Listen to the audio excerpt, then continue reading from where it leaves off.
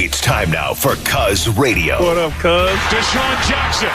It's a block! Are you kidding? Talking with the Cuz. Go Cuz. How you doing? Stairs rips one into the night. Stolen by the doctor. Yes, he's got it. Here he comes.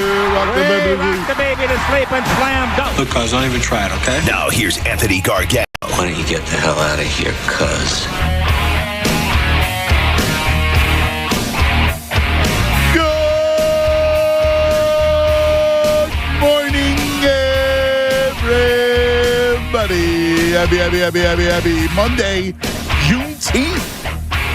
Happy Monday, Juneteenth to all across the Delaware Valley. Cuz Radio DeTunis, we're just getting started.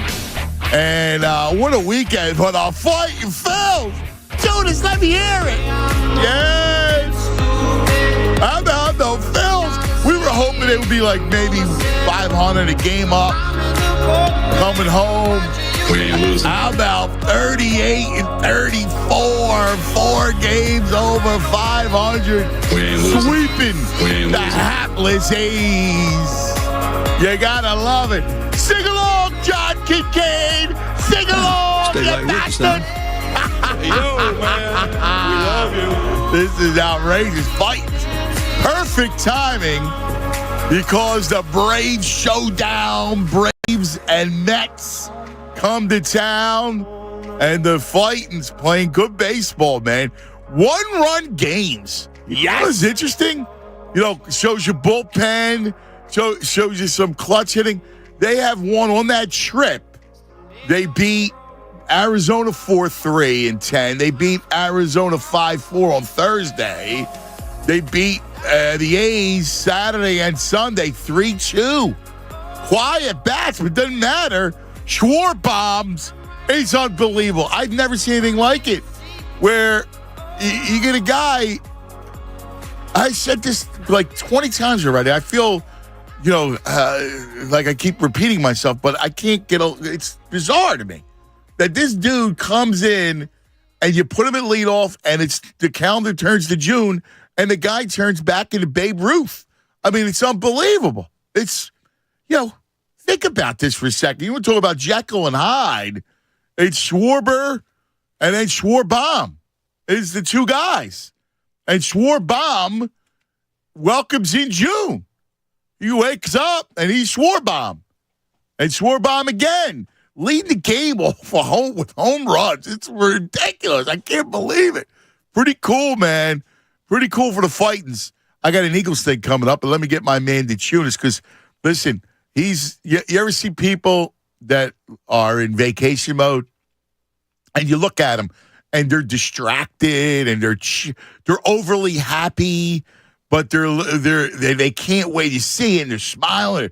They're like, hey, good morning. And you look at it, and yes, it's Christmas time, which is vacation time. Tunis heading to Mexico tomorrow morning. 4 hours. Good morning there, Tunis. What's up, man? How are you? You got the cut? Yeah, fresh cut. Got it Friday. Okay, went right from here. Saw my lady, Miss Kim. She's been cutting my hair since I was 4. So, yeah, nice clean cut. Same cut. I'm ready to go. Oh, yeah, same cut since I was 4 years old, yeah. Except for I went through that phase. I had the long hair phase for like 2 years. Yeah. That's right. So she would just kind of clean it up a little bit. Yes. But, for the majority of those, 25 years I've been seeing her, same cut. Yeah. Yeah. No, it's good, man. So I'm ready to go. I'm ready to go, man. I'm saving my cut because we're out of town with Gargano Travel on Friday. I like the way your hair looked today. So, yeah. Hey, you're getting made fun of today around the office. That's mean. Yeah. Miss Rhonda was mocking my hair. That's why I got a cap on today. I think it looks nice. There you go. Ah, it's good. That's a good head of hair right there. It's an unruly mane that I will then get chopped off. Yeah, well, it's strategic. It's strategic. You let it go a little bit. Right. And then you get it cut. And then you feel like a new man. How was Father's Day, buddy? Dude, it was great. It was a nice day. I got to watch baseball. I got to play baseball, which, that was nice. Then hung out with Coop pretty much all day and ate food and drank beer and went to a different atmosphere and slept soundly. It was like nice. It was a perfect day yesterday, man. Just chilled out. That's good. a great day, man. Finally got my voice back a little bit. Still a little cracky. But You sound good. Oh, dude, you sound good. You should have heard me after I left here Friday. Yeah. I was like, dude, Christy, I'm not talking the rest of the day. I did not speak. I wrote notes. Yeah. Hey, you need something? I mean, you remember I had it 2 weeks ago before you. Yeah. I mean, it was, it's crazy. this and the stomach bug. The babysitter the other day calls me. I got the bug. I mean, it's stay both away. these things. Did all you over stay away from that stuff. I did not go near her. Yeah. She was gonna watch the cat. I said, you know what? I'm not even dropping them off. Nah. I'll figure something else out. Yeah. Smart. You don't want to risk. No. You don't want to risk on the precipice of Mexico. No. You don't want to risk it. You're going to be ready to.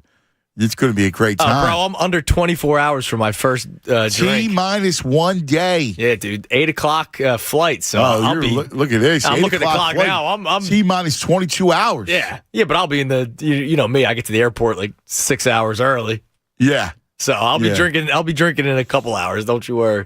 Yeah, that's awesome. That's going to be fun. You know, first time without the young Coop. Well, the two of us, because I was with you in Clearwater for 6 days. Yes. Yeah, and Christy keeps on saying, "Oh my God, it's gonna be so hard. It's gonna be so hard." And I was like, "It will be hard." And I missed you guys when I was in Clearwater, but I will tell you, the second my lips touched a beer at Philadelphia International, I was in a good mood.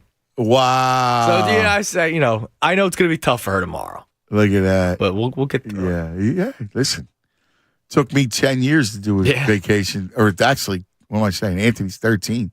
13 years right. to do a junket without the kids. Yes. So you're off to a good start. Yeah, I'm off to a flying start. It's gonna be fun. Can't wait. Can't wait. That's awesome. Let everybody know about it when we get back. And yeah, I get to watch Mets Braves. Phil's Braves. Yes. I'll find a way. Yeah, dude. Tomorrow night you'll be watching the game. You get the guys. Right. You'll be because you get the guys who are at a wedding party. So yes. Yeah, we got it covered. Yeah, it'll be. That's a TBS game. I think. Yep. So we'll figure this out. Yeah. I mean, listen, but honestly, that's background noise. You know what I'm saying? Like, you're on vacation. Yeah, it's background noise, but you're on it's Phil's vacation. Braves, dude. Hey, no, listen, I'm with you. You got the red hot Phils. I'm psyched, but you listen, at least you enjoy yourself. Oh, yeah. But dude, great weekend for the Fightins. I know it's just the A's, but how many calls did we get last week? Well, the A's are red hot right now. Yeah, okay. And so are the Phils.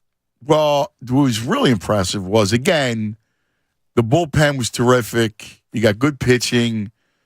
That A's team's just hapless. Oh, yeah, they got nobody. They should be ashamed. What Major League Baseball did to that franchise, they croaked the franchise. Yes. The ownership croaked it. And then, And Manfred's team owners. Right. And Manfred just allowed it to happen. And they waived the fee, the relocation fee. Yep. There's a huge fee that they got to pay, and they waived it. Like, all of a sudden, you could do that? That's just a conspiracy to get it out of when the owner's in the pockets. Yeah. It's like little big league. Yeah, definitely. Terrible. Absolutely terrible. My Father's Day yesterday, Tunis, was around baseball. Yep, all day. All day. All weekend, really. Because we started Saturday, and we had Saturday rolling, and then we went into yesterday. Yesterday, we were at the field. I think we got there around 10:30, and I got home last night around 7. It was a long day at the field. Yeah, it sounds like it. I got to commend the Mount Laurel Baseball Association, Little League Association. They were fantastic. Cheaper pretzels? $2. It's huge, man. $2 pretzels. That's big. That was fantastic. They had a water ice truck. It was nice. The Falcons owner owns that one. That was yes, Arthur Blank. Yeah, it's Arthur Blank. It was Mount $2 Laurel. pretzels. Yeah, it was nice. No to worry. It's a shame though. And God bless those kids. I forget the team that took us out of the semifinals yesterday. We went out and bats went quiet. We were rolling up until then. Bats went silent. But good congratulations to all those kids who went out there and played. It was fun. The worst thing, and you remember this, of the tournament is the day we had 4 hours in between games. Yeah, that's the worst. And then you got the kids running around in the sun, and we did a whole Father's Day kind of motif going on. Yeah. The moms hooked it all up. That's nice. Mimosas. Oh, that's good. Yeah. Yeah, but you eat, the Wawa hoagie in between games. You wait 4 hours. All of a sudden, you're taking that. We had we had the Primos. Right? We got the there tray you go. of Primos. It's good. And then we had the Primo tray, party tray. They came over, the kids, everybody ate them. And, but it was a long day. They started playing wiffle ball. Yeah. And it was like a picnic. And then, but when the game started, you got heavy legs. They were all like yawning. Yeah. They were spent. I remember my freshman year, we played in a tournament. It was just for freshman teams. And we had the early game, and then we played the winner of the next game. So that's 3 hours, right? Yes. So we're sitting around, we're eating hoagies. I caught game one. I'm getting ready to catch game two. So I'm napping. I fell asleep on the bench. We lost 12-0 because the team that we played just played. Right. There wasn't some 4-hour gap for them. No, that's a big advantage in these tournaments. Yeah, there's one huge advantage. People complained for the Braves last year. Oh, the Braves had to wait 2 days before they played the Phillies. It's one thing you wait 2 days. Another thing you sit around for 4 hours. Yeah, well, and when it's hot. Yeah, exactly. We're out in the middle of the field. Right. It's not like sun's beaming down on us. Not like you're going to the clubhouse. Yeah, and hanging out, and nobody's eating orange slices anymore. Yeah. You're eating heavy sandwiches. All of a sudden, it's just sitting in you. Orange slices. Yeah, could you imagine the kid behind the dish game too? It's exhausting. Yeah, they look spent. No excuse, but they look a little spent. That's kind of what it was. But it was a lovely Father's Day. I got Mosmo gave me a baseball. That nice. He signed it. Ah, that's cool. Happy Father's Day, Daddy. I love you. That's good. My man, I got my favorite. Oh man, put it right on in the whole thing. Did not go, so I was missing my oldest. Okay. Because he was home. It was a long day. We were like let him be. Yeah. I'm hang out. But it was nice. It was good Father's Day weekend. Christy accomplished her mission. She made you cry? Oh, dude, what was it? In 3 seconds. She got me a book, and there's like an author out there / artist that you can customize it. So you can make the characters look like you guys. And so she made a character, in the book. It's the story of me and Cooper. Oh, dude, I lost it during How could you not? The message. Yeah. Right, love Cooper. I was like, Jesus. It was 6:30 in the morning. Yeah, I woke up. Here's your coffee. I was like, oh, this is so sweet. She gives me the book. I lost it. Yeah. I couldn't get through the book. No. Screw you, man. No, I know. And then it gets to the part where, and then one day you'll be getting older. Oh, God, I know. Stop it. I know, dude. I'm like, why'd you give me this? Yeah, it's the worst. I love it, but stop. No, you love it, and it means it's just, yes. But that sentimentality just kills you. And then last night she goes, why don't you read it during bedtime? I'm like, I hate you. I know, because the last thing you want. Yeah. You want to look at it, but you don't want to really read it because it makes you cry. Yeah, I'm talking like this, trying to read it. Yeah, I can't. Like that, that's not a soothing voice. Dude, when Moswell gives me the baseball, I immediately well up. Right, exactly. I love you, Daddy. He could have given you a sock. And he put the heart, right. He drew a heart on the baseball. I'm like, you got to be kidding me. Yeah. Thanks a lot, Christy. Thanks for the coffee. And then in between games, he said, Daddy, you want to have a catch? I was like, oh. Yeah, you go. Now you got the Field of Dreams scene. I've been like, yeah, Dad. Come on, man. It's the best. Anyway, we got lots to do. It's a Monday. We're going to screw around today. It's June's last day vacation. I want to get into some Eagles a little bit, right? I'm in. We'll talk Phillies, but today marks, we're going to do the greatest all-time Eagle team. I wanted to do this last week. We got sidetracked with 10,000 days since the Cowboys were relevant, which I enjoyed immensely.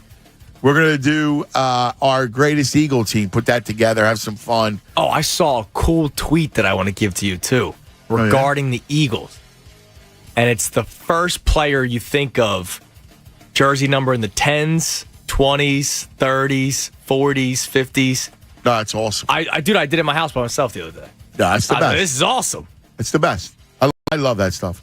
And, of course, the Suns pull off a mega deal. We got to talk about that. You want to play on their bench? The Suns mega deal. Don't matter, though. I mean, Now, I shouldn't say that because we've seen these super teams fail. The Suns a couple of weeks ago. Because of but then they got super.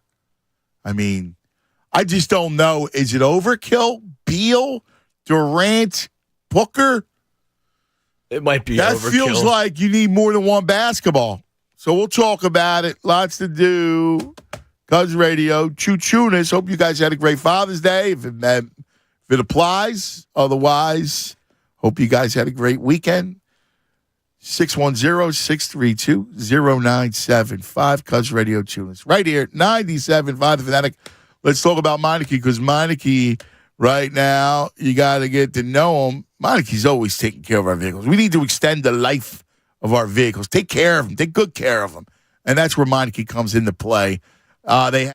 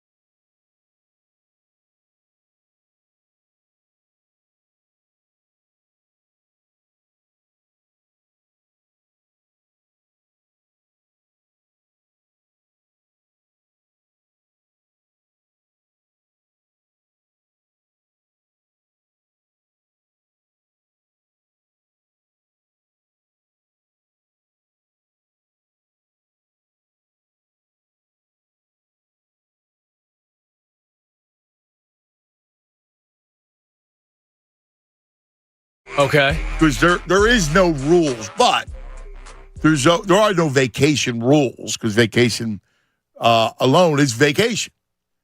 However, there's parameters and there's guidelines.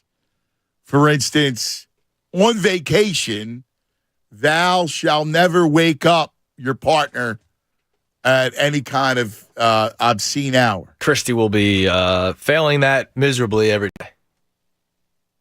Gotta get the towels out. Gotta get the seats by the pool. Are you serious? Yeah. Are you serious? Yeah. She wakes you up. Yeah, she'll be like, come on, we gotta go put the towels What out. time? I'm trying to remember our honeymoon. It was early, 7 o'clock. What? 7:30, yeah. Yeah, dude. Like, But I'll be You're honest. okay with that? I'll say this. I don't mind it because I want to experience everything. I mean, experience. Listen. No, like I'll stay. You go to an all-inclusive resort in Mexico to relax. Yeah, I'll stay That's up. experiencing everything. I'll stay up. She'll go to bed. I'll stay up, and then Right, you'll stay up. You probably sit in the balcony, look at the water. I'll get a couple hours of sleep. She wakes me up. You'll be in some sort of haze, and you'll go, "This is awesome," right? And she wakes me up a few hours later, and then Let me ask you a I question. sleep by the pool. Why can't she go do the towels for you? That's a good question. Can we get her on the line? No, No. she's busy with Coop. All right. She's getting him ready. Because I kind of want to prep her. Yeah, no, Like she that's a won't. violation. Yeah, she'll on wake Christy. She can't wake you up to go. Like if she's worried about towels at the pool, go put towels on the pool. me up. Damn right, I agree. Why are you waking your man I up? agree, and I told her at least give me the first day. Give me the first day. Let me sleep. Oh my God, are you serious? Yeah. I get the towels. Dude, that would Get the be a towels. Get problem. the towels. That would be a problem. It's funny how they live for every pot, you know? Because my wife, she sleeps in. Like she's, we're probably too much alike in that sense. Because you want to go down? Nah, sit here in the room. It's nice. Get an hour. Yeah, no, it sounds good sometimes. You know what I mean? Trust me. I mean, getting up and doing it. Is she one of these? Let's go. Well, at least she let you relax in the sun? Oh, yeah. No, that's what she wants to do. She wants to wake up to relax. All right. Yeah. All right. No, she doesn't want to going. All right, it's 3:30. Time to parasail. No, it's 5:30. It's time to do that. She's not doing that, right? No. The only thing we did consistently That's a tough. during our honeymoon, which I think we could do at this place, is they got the kayaks. So we like to do the kayak before breakfast. Go out in the water. It's nice. I'll take your word for it. Yeah, but you You can do that. little before water sport. breakfast? Yeah. Yeah. Kayak out in the water. You just kind of sit there for a little bit. At what time? Oh, I don't know what time. You're talking early morning. Yeah, probably. Yeah. I'm anti-morning. I know you are. I hate the morning period. All right? Like, to me, the day should start at 11 a.m. That's my... How long did you do a morning show? Oh, I hated it, dude. I hate it. You hate mornings and you're up at 6 a.m. Yeah, but here's what I would do. No, and it messed me you're up. on at 6 Dude, it a.m. messed me up bad because I never slept. Because I would watch games because I can't not watch games. And I'm sleeping like junk sleep for a couple hours. My hormones got out of whack. Your diet's terrible. I blew up like a balloon. It was horrible. Because you had to watch Kings Blazers. Well, but that's what you do. Like, in case it came up as a conversation piece. You never know. But That's a big talking point. yeah. Oh, they lit the beam again last night in Sacramento.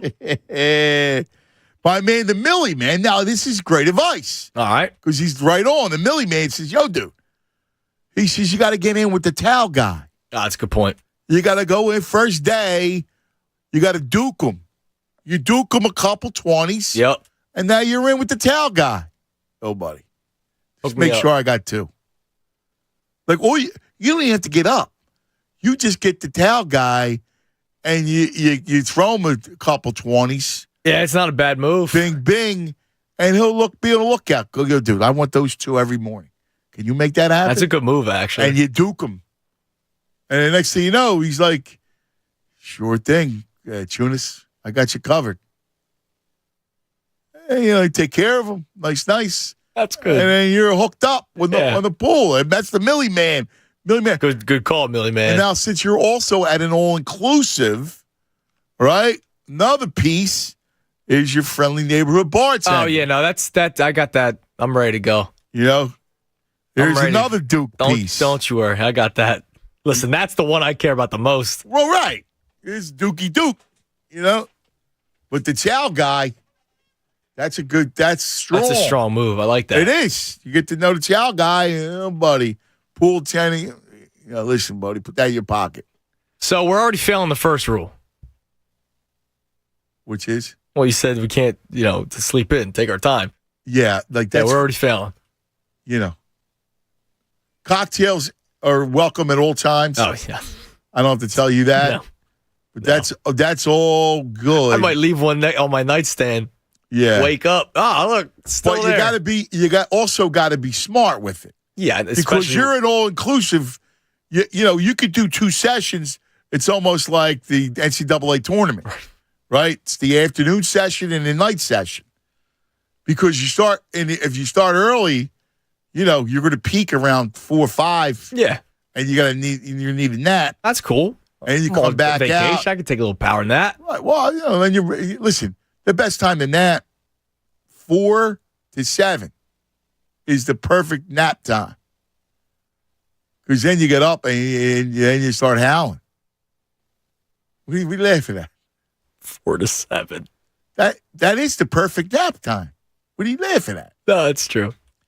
No, really, you think that's no good? Well, no, because I forgot you stay up till like 5 in the morning. Not 5, but 3. 3. Yeah, you need a shift. Like that 4 to 7. Like, what are you doing between 4 and 7? You're doing nothing.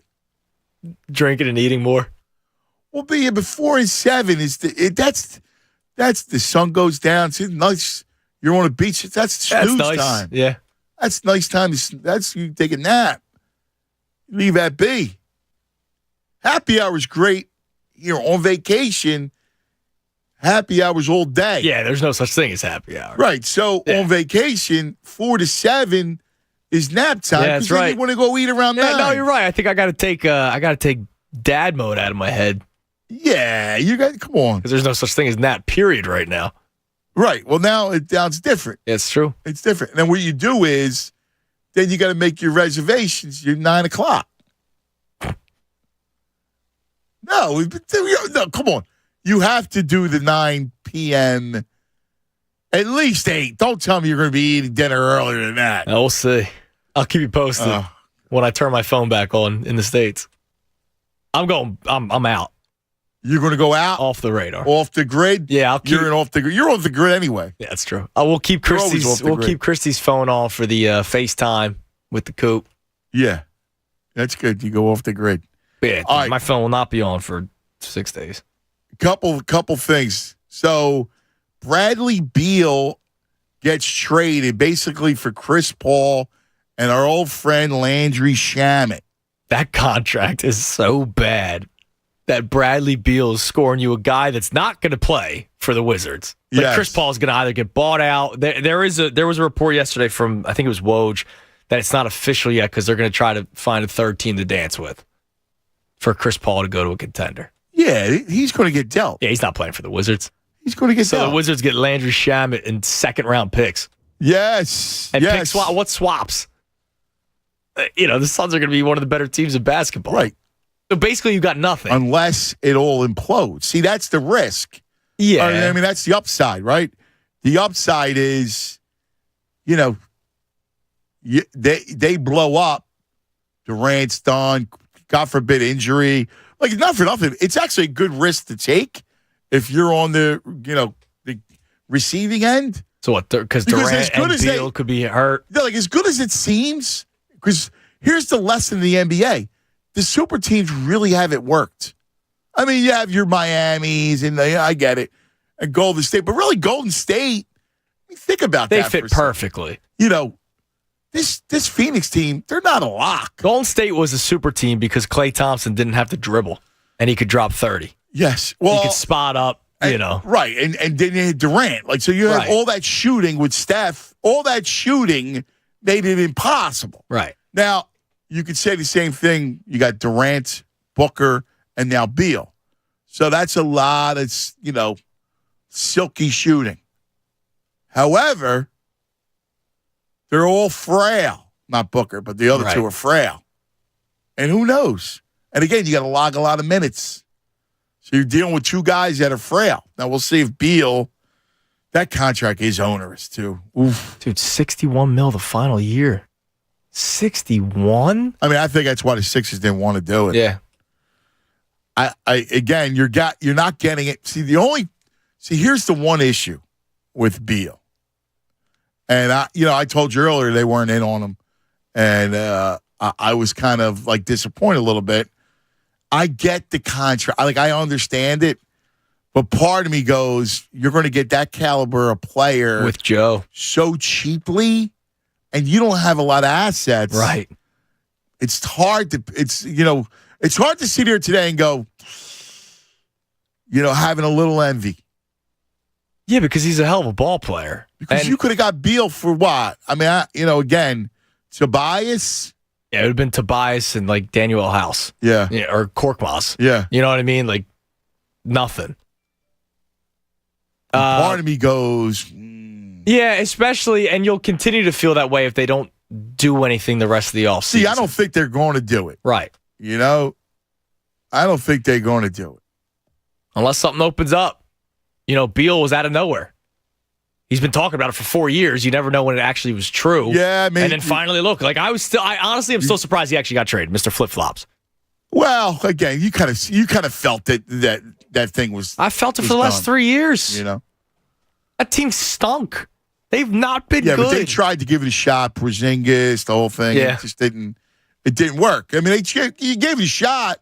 Try to get. Listen, you think about it. Porzingis and Beal. And, by the way, interest in Porzingis. Somebody photoshopped him in a Sixers jersey the other day. I got interest in any talent, quite frankly. I mean, to be honest with you, I got interest in any talent. I mean, again, he could shoot. So, yeah, he's in your corners. So he works. Porzingis, he works. Somebody said to me that he's dead to me because he shunned the Sixers the last time. I could care less. Part of me says, can you blame him? Well, my point is, listen, if you get a guy that can legit shoot and score, then you got to explore, right? Yeah, and he's a guy that can spot up. Well, that's my point. He could shoot, he could score, so you explore. I mean, that's how I would look at it. Make a phone call. You have to. You got to do everything. And again, you don't have a lot because I don't want to move. See, here's the thing. I don't want to touch Maxey. I really don't. I don't want to touch Maxey. I know there was some talk before about, moving Maxey, try to get this one, that one. I really don't want to move him. I don't think you have to. Yeah, the only one that I would half consider, and I'm not even saying I would do it, would be Dame. And that would be it. Right. Because Dame's a little different, and there's some redundancy there. Yeah. But, I didn't want to do it for Beal. No, you wouldn't have had to. No, you just do Tobias. I don't really want to do it. I know they were talking about Zach LaVine. I'm still all about that, and I don't think you have to move Maxey for it. Well, again, if you're the Bulls, that's what you want. An exciting young player. Yeah, or you completely tank and start over because Maxey will win you games. Here's the problem with these tanks. How many teams are going to tank?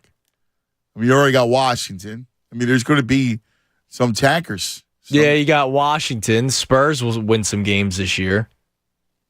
But you're going to have probably a half dozen teams that are all going to try to climb over themselves to be worse. I don't know. It depends. Like, if Harden goes to the Rockets won't. I'm trying to think of the teams that were dead last this past year. Spurs, they'll win games. Rockets will win games if Harden goes there. Who knows? If Dame gets traded, then the Blazers are a team that would tank. Yes. Depending on the compensation. Yes. But here's the issue, though. And this is the problem bringing it back home, is the Phoenix deal for Beal takes Phoenix out of any sort of Harden talks. Yes. And that scares me. Well, unless, and again, they're talking about working something out with Chris Paul. I don't know if Chris Paul comes here. What do you mean? I mean, Harden to Phoenix. There was a lot of rumors linking but you Harden to Phoenix, and he would sign in Phoenix. I'm trying to think if there's some 14 deal where the Harden goes to the Rockets, Chris Paul comes here, which I still think is a possibility. No. I'm talking about it takes Phoenix as a destination for Harden. Right. Yeah, he's down to 2. It's Philly and Houston. Right, which scares me.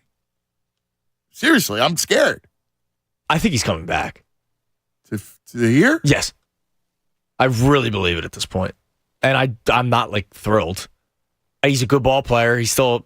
They're not signing him to a mega deal. No, it's going to be... I could see it being some sort of 2-year where they overpay him. I think he's coming back. All signs are kind of pointing to it at this point. Yeah, I'm trying not to I really don't want it. I don't believe want it. And again, I will be back from vacation and James Harden will still be on the Sixers. I don't hate him. I don't hate him. Neither do I, but you don't love him. I really don't. It's not I don't. Because I think he's a hassa. Right. And I say that with all due respect. He's a terrific ball player, but he's at his best when he's dominating the ball. He's at his best at the dinner table. Yes. That's why I call him the hassa, which means he's dominating the basketball, right? Listen, he could pass without a doubt. He's a great, great facilitator, but he likes to score. Mm-hmm. And he likes to score. He likes to eat. He likes to have the ball in his hands. I just don't see that as a fit here. I don't think it's effective. Now you got Nick Nurse, and the only thing who loves him, by the way. The only thing, who knows what he likes or what he doesn't. He wrote about him in his book. Yeah, I know. Here's the one thing: Nick Nurse can change the way the thing moves. Mm-hmm. And the way the thing likes. But Harden's got to be on board. He's got to buy in, right. I mean, and again, he was on board the first half of the year. And here's the one thing that Glenn Rivers said, that, listen, they were a better team when he was more of a distributor and facilitator. He's not wrong there. Anytime when it came back, the worst thing for the Sixers is when game 1 happened. And Harden goes off. And Harden went off. That was the worst thing that could happen because he likes that. So I'm still rooting Houston. Honestly. I think he's coming back, man. And I know. And it's not going to go over well here. I know. And you know what? He's going to have another really good season. And then if it falls apart again, which would not be shocked, we'll have this exact same conversation 1 year from now. Yeah. I'll play it in the vault. Yeah. June 19th, this day in history. Yeah. Here's our show. Yeah. I hear you. All right, let's do this. Let's take a quick timeout. We'll open up the phone lines. And we're also going to we have vacation rules as a side topic today. And I want to get into the all-time Eagles team coming up. We'll plot out the rules, have some fun with that. It's one of my favorite things to do. I could do that once a week. 610-632-0975. And, of course, the red, hot, fighting Phillies. Play the, you got that song? The old? No. Remember the one that your nemesis found? Yeah, Dickie Dunn. Yeah. It's around here somewhere. Oh, you don't even put that up top to one of your hotkeys. No. It's not. It's not even uploaded from the folder. Oh, really? Look at that. All right. Cuz Radio Tune. It's 97.5 The Fanatic.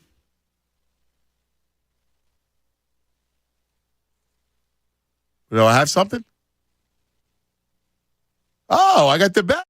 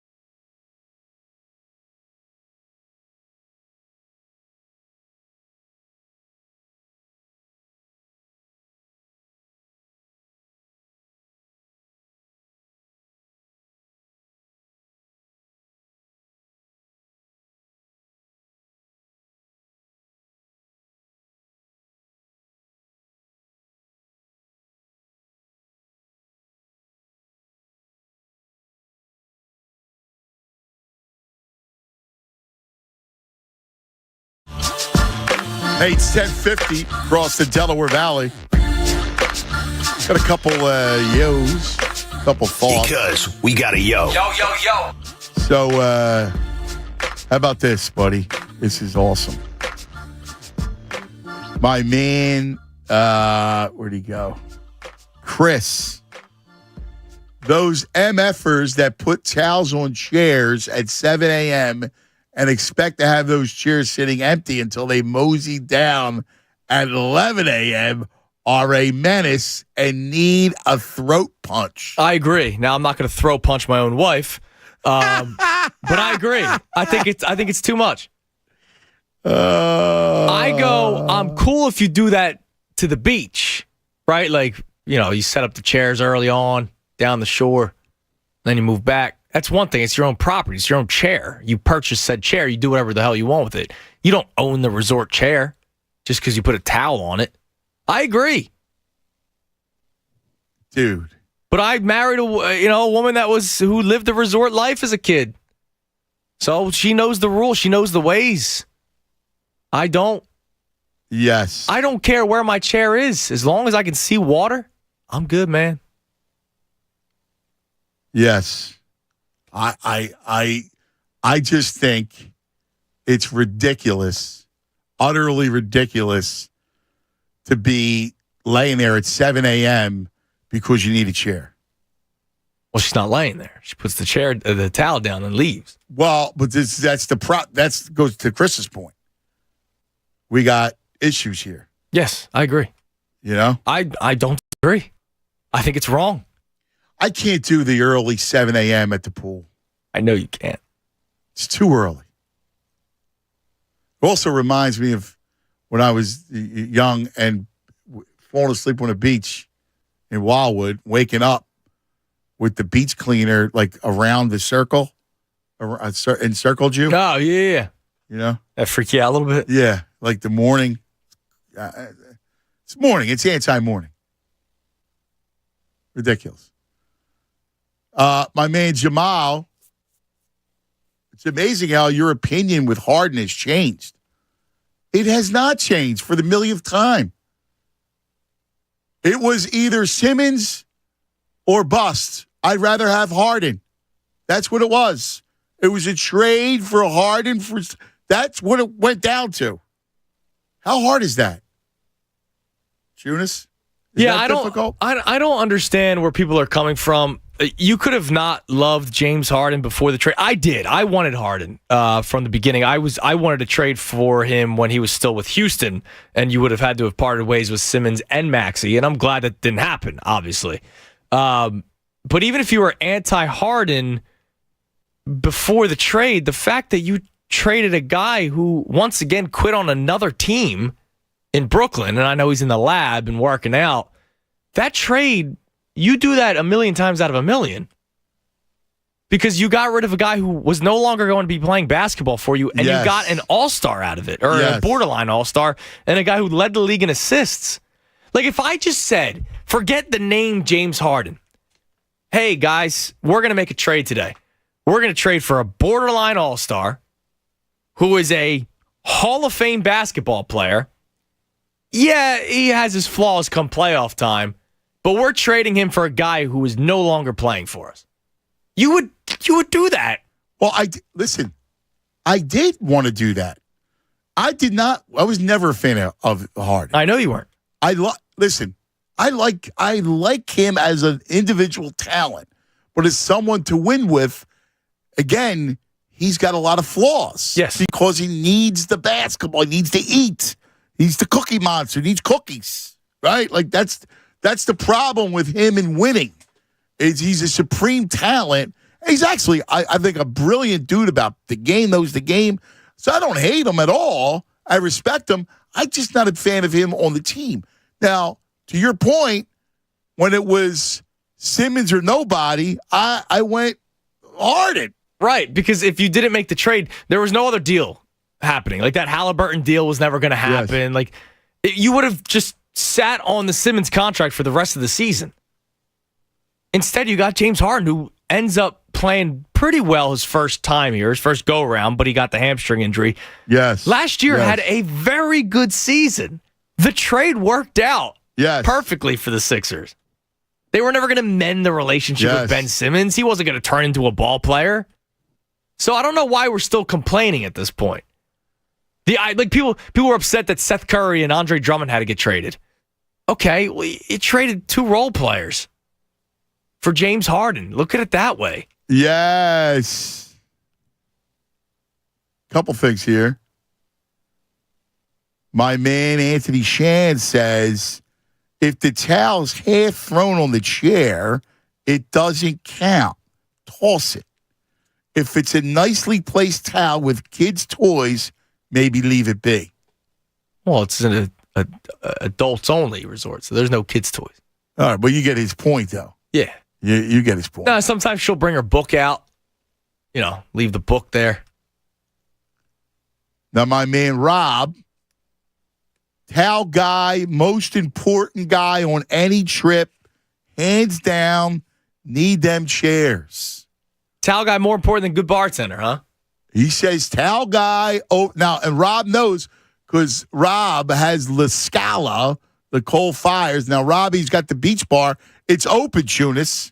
Oh, is it? In Brigantine. Oh, yes. Maybe I'll cancel my trip. It's open. And he knows he's right on the beach. So the outdoor beach bar in Brigantine is open. Yeah, you'll be, you and I got to go christen it. Awesome. You know me. And let me see here. Lots of towel stuff going on. Now, Uncle Frank said he got into an argument over the towel. How about that? Okay. We were staying in West Palm Beach, and I got into an argument with a woman for taking her towels off the chairs. Oh, she took his towel off. He took her towel off. Oh, well. Look, it's like a unwritten rule. You don't touch the towel. This is what I've learned. I've been to a resort one time in my life. It's just all I've learned. You go out, you put the towel down. And if you touch the towel, you're touching somebody's property for the day.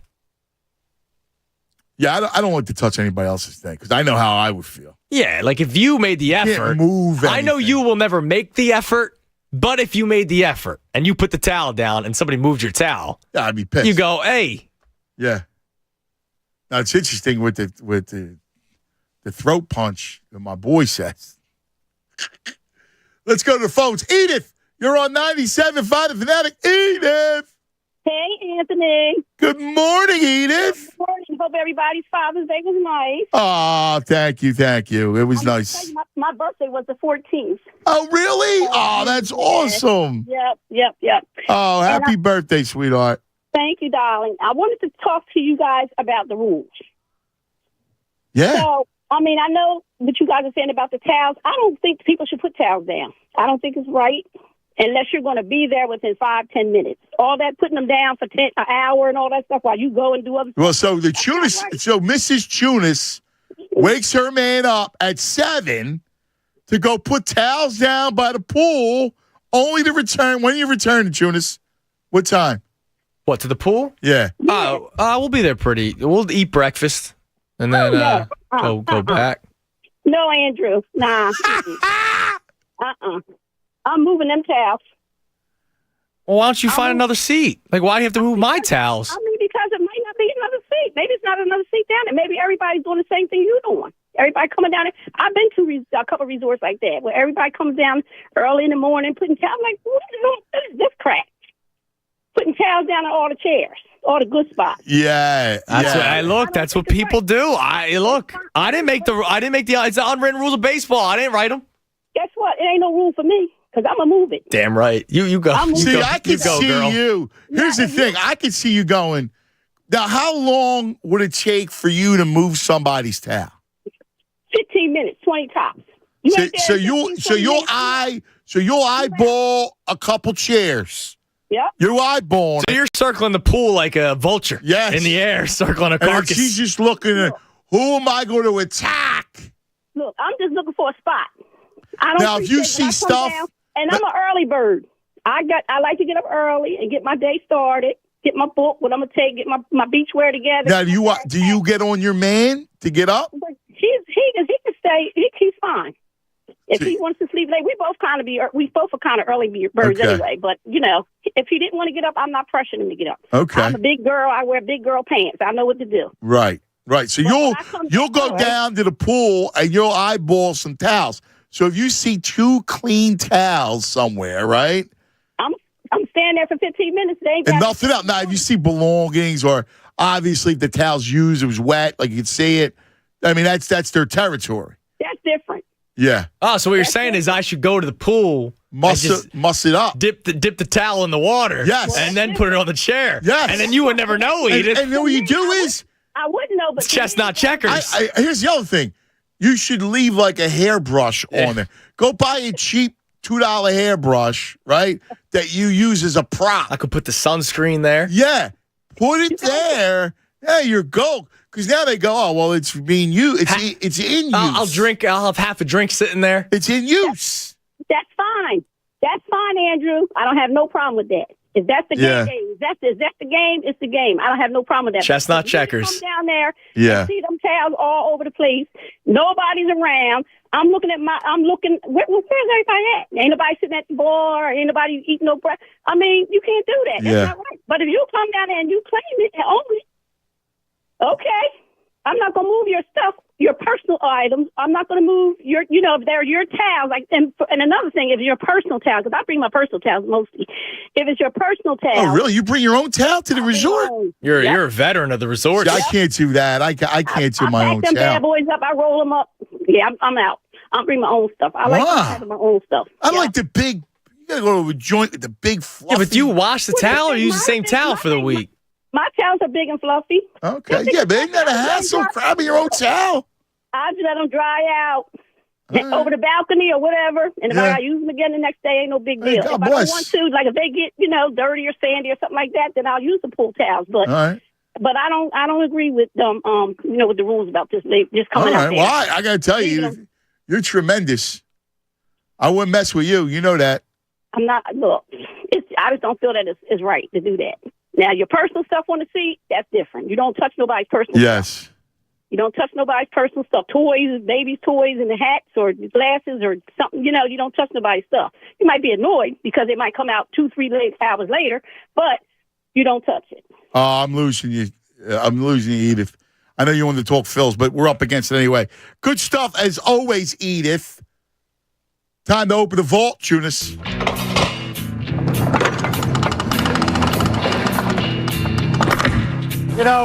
When we began opening this vault nearly 2 hours ago, we had no real idea what we'd find inside. As it turns out, we haven't found very much. Vault presented by Golden Nugget Jewelers, where Philly gets engaged. All right, Tunis. Yeah, this mic What do we sucks. got? Yeah, I don't hear you. Yeah, no, this is terrible. That answers the live read situation from this past break. Okay, so the vault, we got all kinds of stuff going on today. Let's see. I don't even know where to begin. You know what? Let's go a little boxing because I know you love that. How about 12 rounds of it, Ant? We're going to go Holyfield v. Holmes. Wow. 12 rounds.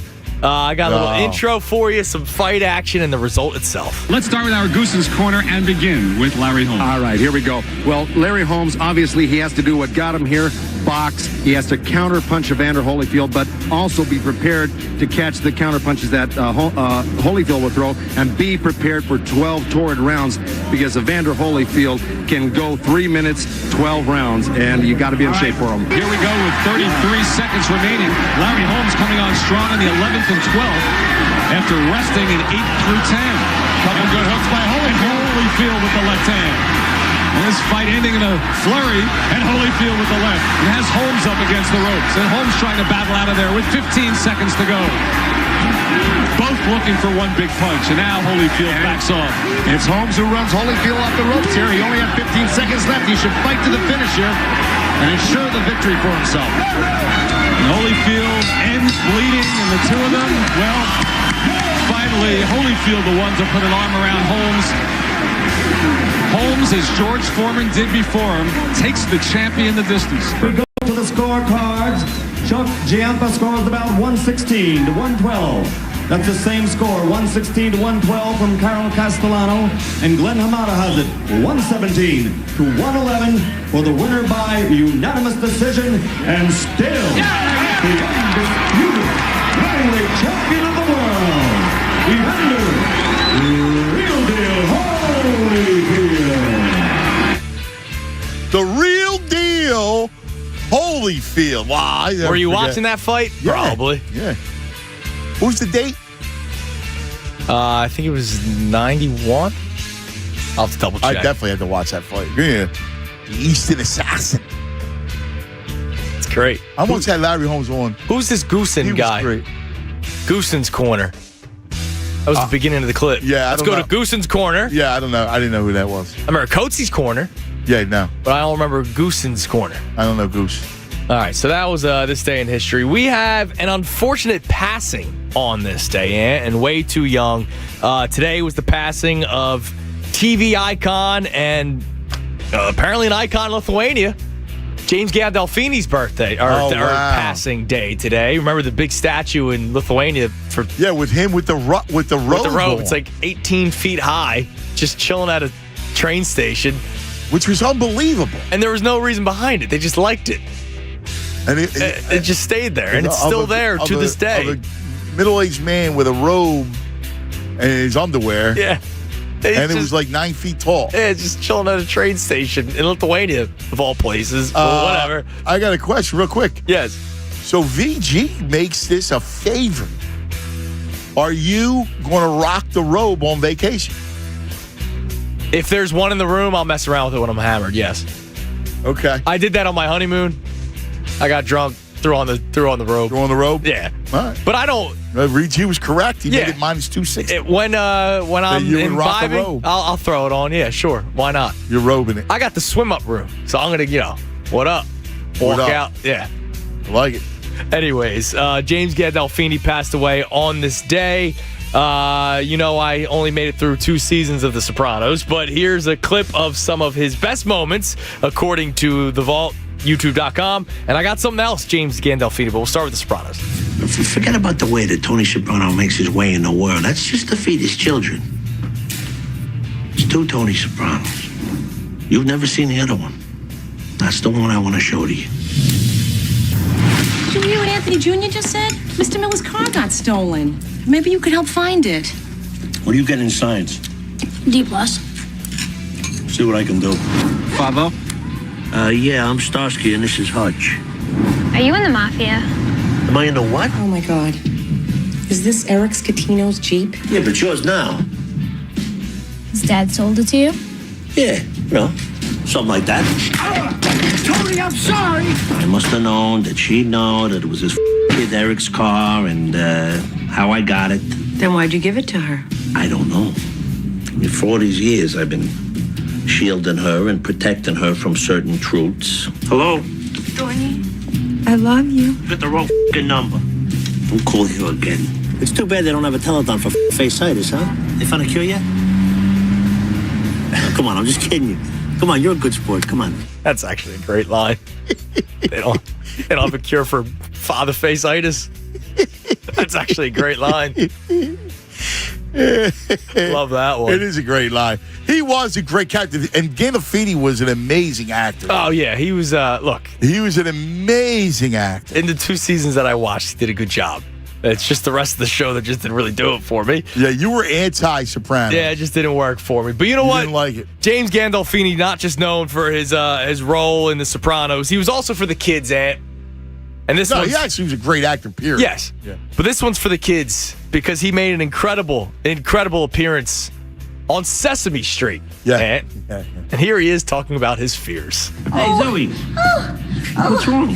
Oh, Mr. Gandolfini, I'm so glad you're here. I heard a loud noise and it really, really scared me. Oh, don't worry, Zoe. Everything's okay.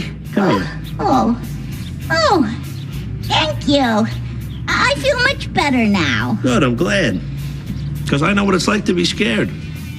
You get scared? Yeah, sure. Everybody gets scared sometimes. Really? Well, what scares you? Well, there are 3 things that scare me, Zoe. Oh, don't joke me. Well, what 3 things scare you? Well, one thing I'm afraid of is the dark. I've always been afraid of the dark. Oh. But luckily, I have my nightlight and my teddy bear, and they make me feel better.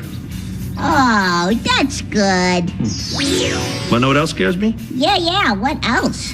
Getting a haircut. Really? Yeah, I'm afraid of haircuts. But luckily, the barber gives me a lollipop, and that makes me feel better. So you see, Zoe, sometimes I get scared too. Yeah. Oh, but wait a minute. You said there were 3 things that you were scared of. What else are you afraid of? Giant talking vegetables.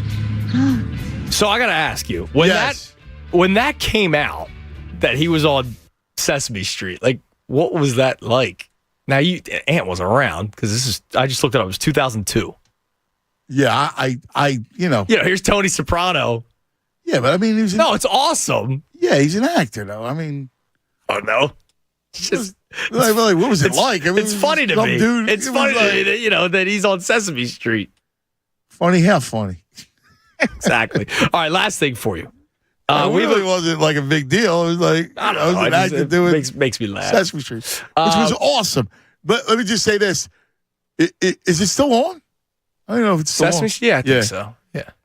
Will you put the coop in? Like Anthony loved it. Moss, no, not really. Anthony loved it. I got an account, everything. He still doesn't watch TV. Coop. Well, it's early. He'll watch a game every once in a while when I have it on, but yeah, no, it's too early for that. Yeah, so I don't know. We'll see. We'll see. But one more for you. It's a little musical edition of the Vault to close it out. But today, Ant, is Dirk Nowitzki's birthday. So I had to play one song for you. Oh, you got it, Judas. His name is Dirk. He plays basketball. He's a maverick. He's a shooter like Larry Bird. He can shoot a 3-pointer or dunk a good one on you. He plays good like an iPod. He's like the German Moses.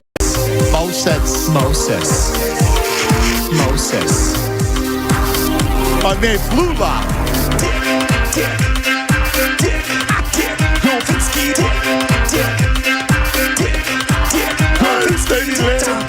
Beautiful dick.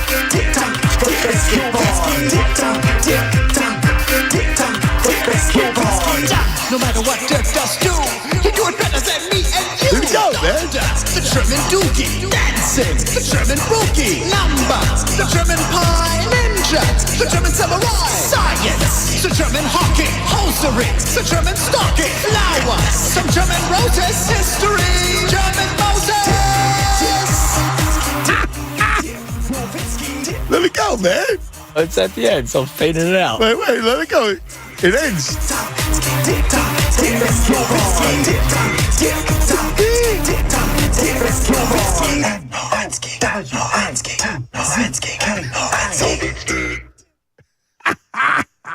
Happy birthday, Dirk. It's fabulous. So we hear this, Judas and I mean, the bro and I. Yeah, this is way back, right? Yeah, this is way back when I was at the other station. Okay. So we hear this and we go nuts. We go, oh, this guy's the greatest. Right? So I tracked the guy down. Flula Borg is his name, right? Awesome. And he's in that movie Pitch Perfect, right? That's right, yeah. Anyway, he's hysterical. He's a great dude. Funny as all get out. So I go, dude, you got to do Philly sports for us. And he did Brizgalov. He did Doc Halladay. That was a great one. Like a snake charmer with a 4-seam fastball. It was hysterical. He did, oh my God, Michael Vick. Classic. Andy Reid. It was awesome. I don't know what happened to those things. I gotta I'm sure they're I gotta ask the bro. In the other vault. Yeah. Can we break into that vault and steal it? It's my content. Classic. He would text me. He's like, dude, he would email me the songs. They were That's awesome. Classic. He was out of his mind. Loved it. 610-632-0975. 610-632-0975. Resort rules. You heard of Jordan rules? This is the Tunis rules coming up next. People unhappy with Edith. Really? Which, by the way, she's the sweetest person in the world. Why? But people are saying, you don't touch my stuff. Yeah, like I said, she's got a lot of stones. Like I couldn't do that. I won't read Derek's tweet word for word because it's inappropriate, but he would say that his wife would, let's just say, she'd take down Edith if she touched their towels. I don't want to foster brawls here. He said we didn't write the pool rules; we just follow them. That's what I'm saying. I didn't write them. This is only my second time going to a resort. Okay, so my man, coming up, we got to discuss it because I got another one that is anti this whole behavior. John, my man John, is anti this behavior. He makes a comparison that's actually pretty good. Okay, I'll listen. Look, I'll listen to it. I'm kind of on the fence here with this stuff, but Okay. we need to come up with a ruling, and we got to start our old-time Eagles squad here on this Monday. Hey.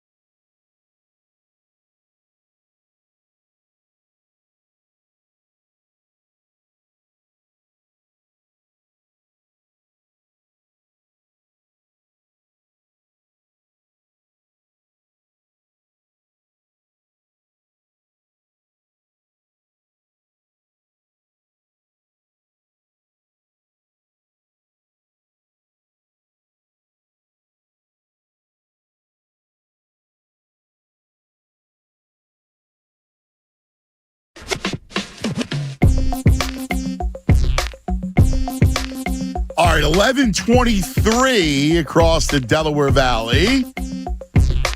Cuz Radio Choo-Choo-Choo-ness. Man, I'll tell you, you've opened up a can of worms. We have talked about this saving the beach chair on vacation. And people do not like it. So I just put out a poll on middays to vote on it. 97.5 Did we ever middays. get the end of the results of the last poll you did?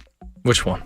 I don't know. You did some poll. You never told me the what was the end result. The last poll was Dancing on My Own. And 67% said they loved the vibes. 19% said no, they lost last year. 14% said no, the song sucks. The one before that, who had the better overall career in Philadelphia, McNabb or Iverson? 73% said Iverson. How could somebody say McNabb? You could make a case. No, you couldn't. Not if you actually were paying attention. The one before that was Shore Wars. Better Shore Town to be as a kid. 51% Wildwood. Wow, that was awesome. 49% said Ocean City. All right, you ready? Chris says, if nobody's sitting there for 4 hours, I don't care if there's a book sitting there. I'm going to tell Tunis's wife to stop this. Would a restaurant hold a reserved table for 4 hours? Hell no. What do you think of that? Well, it's different. The pool you could sit at all day. The restaurant, they want you in and out. It's different, totally different vibe. Unless you're spending big money at this restaurant. Dude. See, now here's the thing. I don't know. I think it's apt. Now here's another one. John Alice, my man John, says, tell Andrew saving spots to pool is like saving parking spots in the city, which is a no-no. No, I disagree. And you're like putting a chair in the spot. I disagree. You got the kitchen chair in the spot. I disagree. I agree that's a total no-no. I hate the people that save the parking spots in the city. But such higher demand, the parking spot in the city, than the pool chair. There's 85,000 chairs. That's why the pools are so big at the resorts. I'm sure if this one chair is taken, you'll find another one. It's all good. I can't compare the two. The parking in the city is much more difficult. Dude, if there's limited chairs at the resort, let's face it, just like the city, there's too many cars for for few spaces. Like the city, there's too many butts for not enough chairs at the pool. That's always the case. When you ever see a pool per butt ratio? It's always 2 to 1 butt. Come on. There's never enough to sit chairs. That's never the case. Might be right. So no, I love it. I get a tweet from. So the real estate, it's expensive real estate, dude. Daniel checks in. Andrew's either really brave or just stupid for turning the whole tri-state area against his wife for their 7 a.m. towel placing right before his vacation. Now, here's the thing. Even though I do find that tweet funny, it's a much more even debate than you might think. Because you're reading all the negative responses. There's another one. If there isn't a warm body within 30 minutes, I'm taking that bleeping pool chair. Jason Brown. So the poll so far, heated debate on resort etiquette today. Is it a violation to put a towel on a chair by the pool to save the seat, then walk away? Where do you stand? And 52% say not a violation. Are you serious? 48% say violation. So you're reading all these negative responses, they're all in the minority right now. Wow. So this is going to be a split 50-50 by the end of it, probably. Yeah, the savers, man. So Daniel Bender, I loved your tweet, but at the same time, I'm not turning the whole tri-state area on her. I got to declare, I'm on team. You're not allowed to save. I love Dan Baxter. People do it all the time, but everyone hates those people. So sure, you can do it. Just know that you're an a-hole. He's right. I think that's. I think you're an a-hole. Has it perfectly. That's a good answer. It is. Like, what are you doing? Let me ask you a question. There's your wife. Poor Christy. Here's Christy waking your ass up. First problem, Christy's got a lot of violations. I love her to death. She's a queen of violations. Great mom. She might be violations queen. All her violations. So because remember we did the same thing with the cup. She had a violation then too, didn't she? There was the cup that she didn't get. There was something where you had to clean the cup, the glass. She wouldn't reuse the water glass. Oh, no. You know me. I reused the water glass for like 6 straight weeks. I don't know. She did something that you had. I thought it was a violation on Christy. Anyway, so she wakes you up, first of all, violation.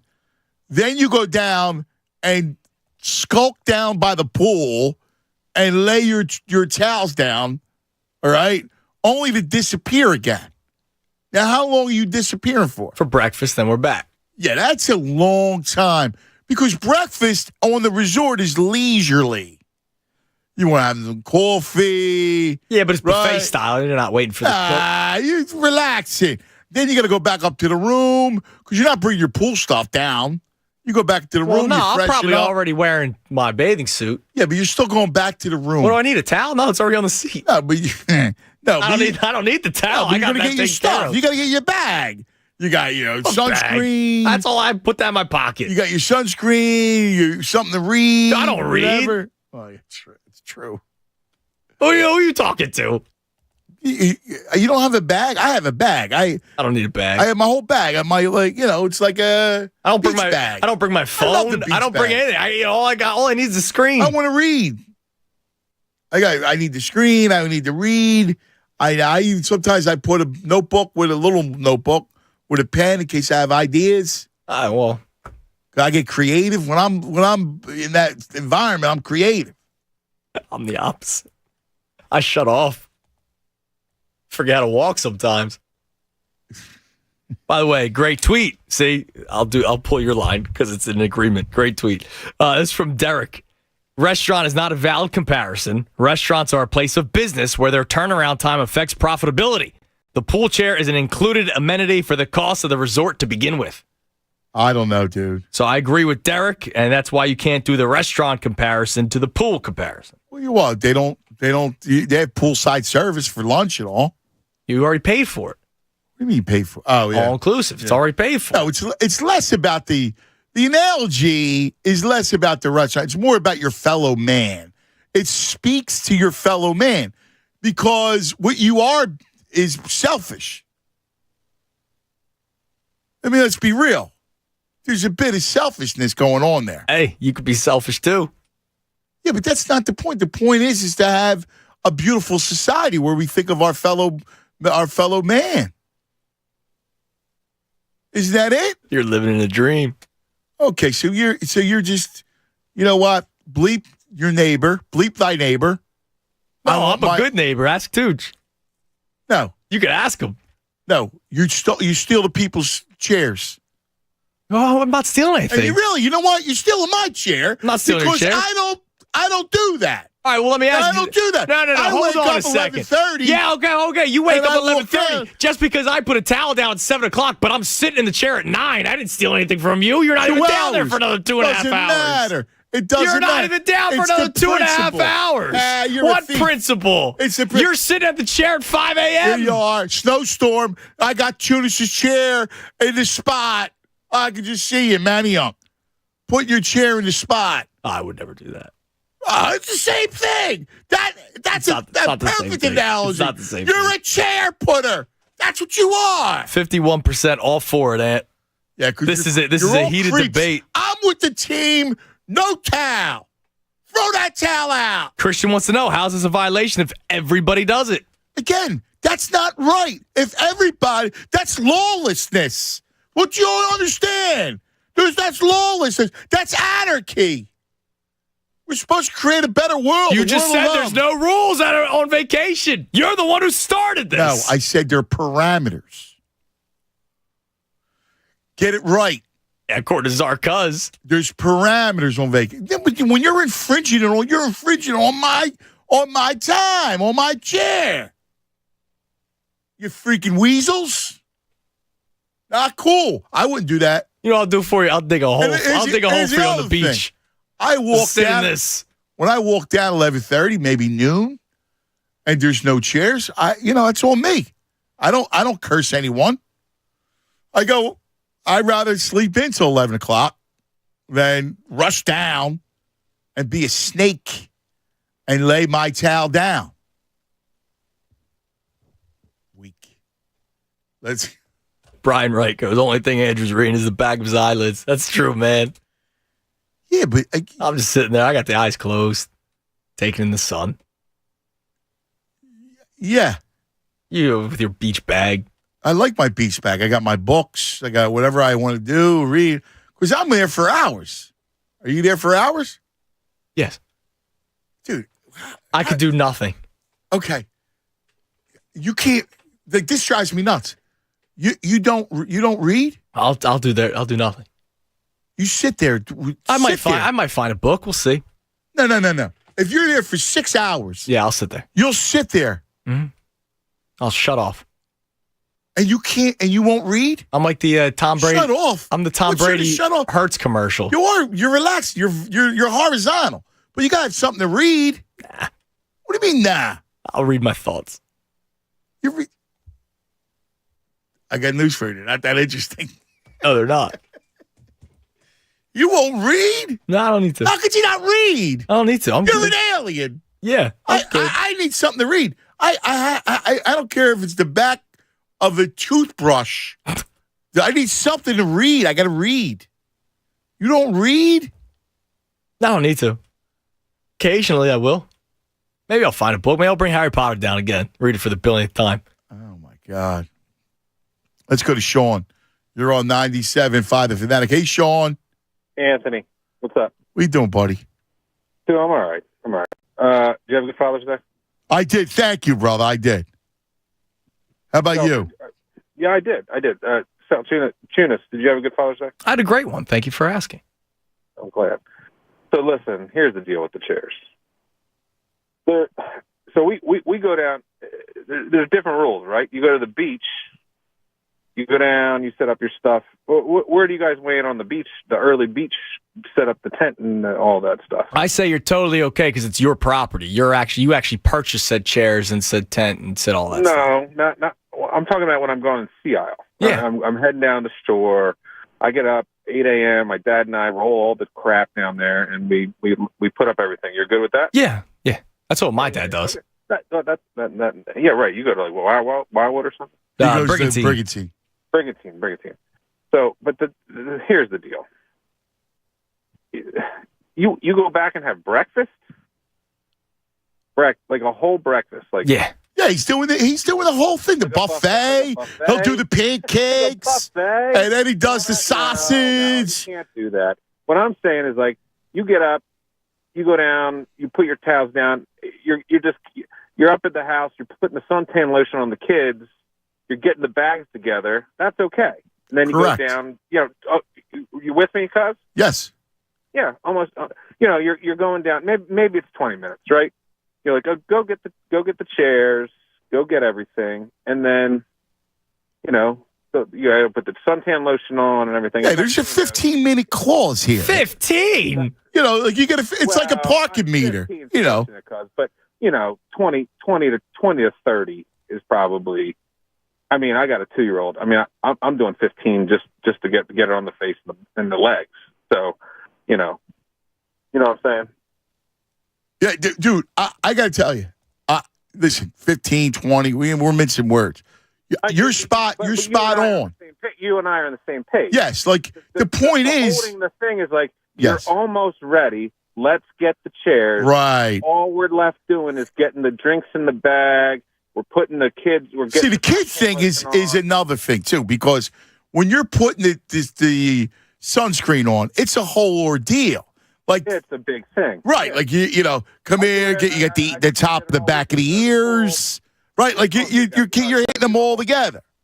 But I feel like saving the chairs for sunscreen on the kids is okay. Breakfast, you gotta go on the omelet station. Wait, by the way, how about this too, Sean? This resort, no kids, so it's just Tunis and Mrs. Tunis. I didn't know. So that's even worse. And Mrs. Tunis is the mastermind she's behind the this towel plot layer. of evil. Where are the kids? There's no kids? No, it's an adult resort. We're going for a wedding. Oh, Tunis, come on, dude. You can't be doing this. No. I'd be fired. I'd throw it in the pool. I'd throw all your shit. Oh, stuff. Listen. This is Judas. Unbelievable. It's funny, though. 53%. It's climbing. All for it. Now, you know why? Because those are the anarchists. Those people are the selfish people. And it saddens me that we're over 50% selfish people. I got to get what's mine. You can't do that. You can't go reserve a chair, hog the chair while you go to breakfast. You're a hog. I mean, that's a hassa. Listen, I'm just following the unwritten rules. I didn't start That's it. not an unwritten rule, Yes, dude. it is. Everybody does it. No, everybody does it. Again, if you cheat, if you do something nasty, right? Like, I Brady don't know, won 8 Super Bowls doing it. You're cheating. You know, you're somehow cheating customers. What? That's everybody's doing it. You're cheating customers. You're putting it. You know, you. I don't know. Pick a restaurant, and then you're putting the cost on the people.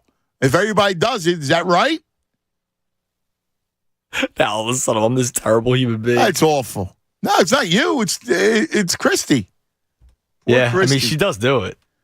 Yeah, I mean, that's not right. That's selfish. But look, it's fine. I got my spot by the pool because of it. Yeah, but you should step in as a righteous. Oh, I'm not going to do that. In the air of righteous, for the sake of righteousness. No, I will reap the benefits. Yeah, see, that makes you as your accomplice. Yeah. You're an accomplice, dude. You are. Or Bonnie and Clyde when it comes to the pool. Matt checks in. He said our conversation regarding the readings like Elaine and Putty. Because remember, they traveled once, and Elaine was like, what are you doing? He was just staring at the seat the entire time. Oh, my God, yes! Yes, you're Putty! Yes. Yes! I'm good. Yes! I can sit here the whole time. How could you sit there with nothing? Like, how could you sit there? The same thing on a plane. You're right. You've seen me. You had nothing. I just sit there. It's weird. How do you not do it? You got to read. Watch something. I'll look at the Sky. I'll look at the Sky magazine. You sit there like with your Putty. Yeah, you've watched it. Oh, my God. We've been on 4 flights together. You've seen it. I just kind of sit there. You're weird. If I doze off, I doze off. You. If not, you sit there. Yeah. Like, I couldn't sit there. I would, sit there and do nothing. Like, literally, your idea, when I say do nothing, I mean, I'll watch TV, read, whatever. Your idea of nothing is absolutely nothing. Yeah. I could do the Aaron Rodgers sitting in the dark 3 days. Yeah, dude, that's bizarre. God bless you. Just do a bunch of LSD and just chill out in the dark for 3 days. Well, that's even different. You're doing something, right? You're altering your mind. Yeah. Your mind just sits there and lack of motion. And the hamster's getting a break up there. The wheel's not spinning. That's unbelievable. Wow. All right. 610-632-0975. 610-632-0975 is how you join us. Cuz Radio, the tune is right here at 9.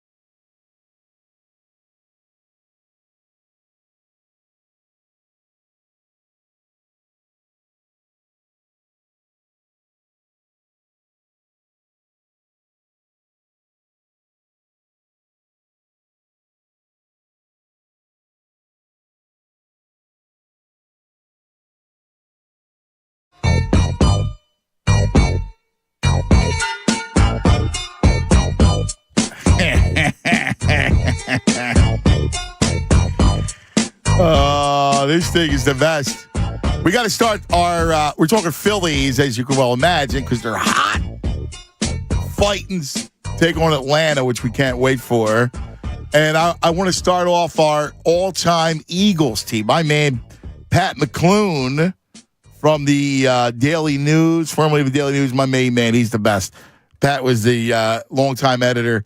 He says that tackle is the best position ever of all time. And he's right. If you go since 1980, take whatever that would be, the Eagles' top position has been left or right tackle. Yeah, I don't even think you could debate that. Other than the one area, the one time when poor Randall had no one to block for him. Right. He had a bad offensive line. No, you go, Runyon and Peters and Lane Johnson. Trey Thomas, and, we're hoping Jordan Mailata continues to get better and better every single year. A guy who barely played football. Yeah, they've had some great lines. That was Andy. I mean, Andy built lines. He had a great O-line. I mean, that was the thing that Donovan had. All right, I'll ask you the flip side. He didn't have the receiver, but he had great line in front of him. Flip side, what's the worst position? For Birds? Yeah. Is it receiver? Because right now you're pretty good. You got A.J. Brown, Devontae Smith. You had T.O. Jackson. Macklin was okay, but with Deshaun Jackson, that was a good duo. It's better now, but forever was receiver. Right. Running back? It's been good. You have B. West and Shady. You passed the torch. Yeah, Wilbert. Tight end, you've been great. I mean, Deuce was okay. Deuce wasn't great. I mean, you could have used him back. I mean, Shady and B. West were terrific. But if you look at modern day, look at modern day. Do you like the backs modern right now? Last 10 years? Since Shady? Backs are okay. Backs have been okay. Obviously, Sanders was all right. That tandem was great the Super Bowl year, but it was, LeGarrette Blount, Jay John, and Darren Sproles. It was really a product of the offensive line. But you missed with DeMarco Murray. That was a major miss. So, since then, it hasn't been great. And then Sanders was okay. Yeah. He wasn't great. He was okay. Tight end's been good. Couple things real quick. So how about this? A lot of people...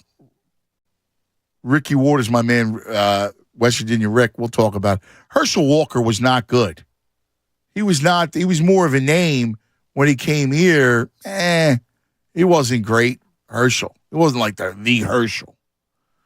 A lot of people upset over the chair thing. See, they can be, but it's majority rules right now. I don't. Poor Christie's getting crushed here, but there's 50. She should. There's 55% of people that agree with Christie. If you want to be that way, you reap what you sow. There's a great response here from 123. I've seen some folks go out early mornings and save chairs to sit by the pool all day. Didn't bother me. I'm not that high maintenance. Not going to let someone else's practice ruin my day. I'm not saying. I'm not going to listen. I don't lose sleep over it. But I have to admit, it's wrong. The practice is wrong. You know that. I don't know that. It's unwritten rule. No. I don't know that when people have always been doing it. I'm giving you truth serum. Is it wrong? No. Come on, dude. Look, you do you. I know you want to stick up for your wife. 55%, all for it, Ant. I know you want to stick up for your wife. It's wrong. Admit it. Just admit it's wrong because you don't get out of bed or you don't want to go down from the room until 10 o'clock. Okay, if I wanted to, I would. And I would be a creep. If you never want to. No. I could easily go run down 3 seconds and then run back upstairs and sit there for 4 hours like you would, go back to bed, and I got my chair. But I'm not rude or selfish. So this is being rude. And selfish. Even though everybody does it. There's a lot of selfishness going on. That's the biggest part of our country that's wrong right now is because we're all selfish people. Me. That's the truth of the matter. If you want to keep it real, that's selfish. You just did. All I want to hear you say is, yeah, it's selfish. I'm not asking you to change your ways. I just want you to admit that it's selfish. I don't think I'm going to go there. Why? Because you know it. Nah. Yeah. I just made the effort. The effort to be selfish. Early bird gets the worm, man. Oh, you're full of crap. You're an awful human being. Terrible. And then here's the other thing. My rat friend. Yes. Your boy Bradley is just like you, too. Not with the chair. Great minds. No. He doesn't need anything by the pool. Yeah. Nothing. I go, dude, you just sit there. You don't read anything? No. I people watch. Yeah, I'm a people watcher, too. I'll do that. Yeah, but the people aren't that interesting. 3 seconds, you're looking at people. First of all, I'm walking around. You're watching me. I go, what do I amuse you here? What are you looking at? Judas? Go read a book. I mean, I could if I wanted to. I might not want to. You sit there on a plane without doing anything. Yeah. Watch something. Look at something. How could you just sit there with your brain just stagnant? Just off? Escaping life. It's beautiful, actually. No, but you're not doing anything. You're not escaping life. You're not doing anything. That's fine. That's vacation. And you, if anybody, should understand that. You don't want to ever do anything on vacation. No, I don't want to do touristy things on vacation. I don't want to do, I have an agenda. That's different. Having an agenda I don't want an agenda. But I never wanted an agenda. In my whole life, I don't want an agenda. But special on vacation. But I want to be stimulated. You don't want to be stimulated? I don't need to. The beer will stimulate me. All right. We need to send a big yo out. You ready? Give me a big yo. Because we got a yo. Yo, fool. That's right. Father Judge baseball, man. Oh, huge. How about that? Father Judge champs. We got to get my man, Cousin Steve, up here. Cousin Steve. Cuz, what's going on? Congratulations. Oh, man, what a feeling. Tell us about it. Give us play-by-play. The first few innings were tight. Both pitchers are phenomenal. So it was a tight game. A few hits here and there. They ended up bringing one in, so it was 1-0 them. And then we were on defense, and Lebanon hits a fly ball to right field, and it's dropping. I'm getting worried that they're going to have a double or a triple. And here comes my cousin Liam Newhouse, lays out full extension, snatches the ball before it hits the ground. Wow. And momentum. Flashing the leather. Yeah. Momentum just shifted after that, man. And we ran up a couple runs, and it was 2-1. Then a couple innings later, we ran up 2 more and held them off 4-1. 4-1? That's great baseball, man. Yeah, Are you kidding me?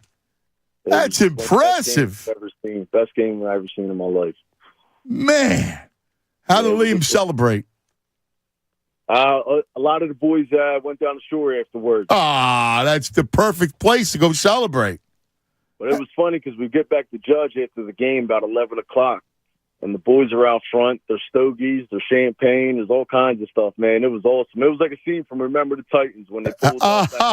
That's fabulous. Look at that. There had to be 50 people there waiting for it. Really?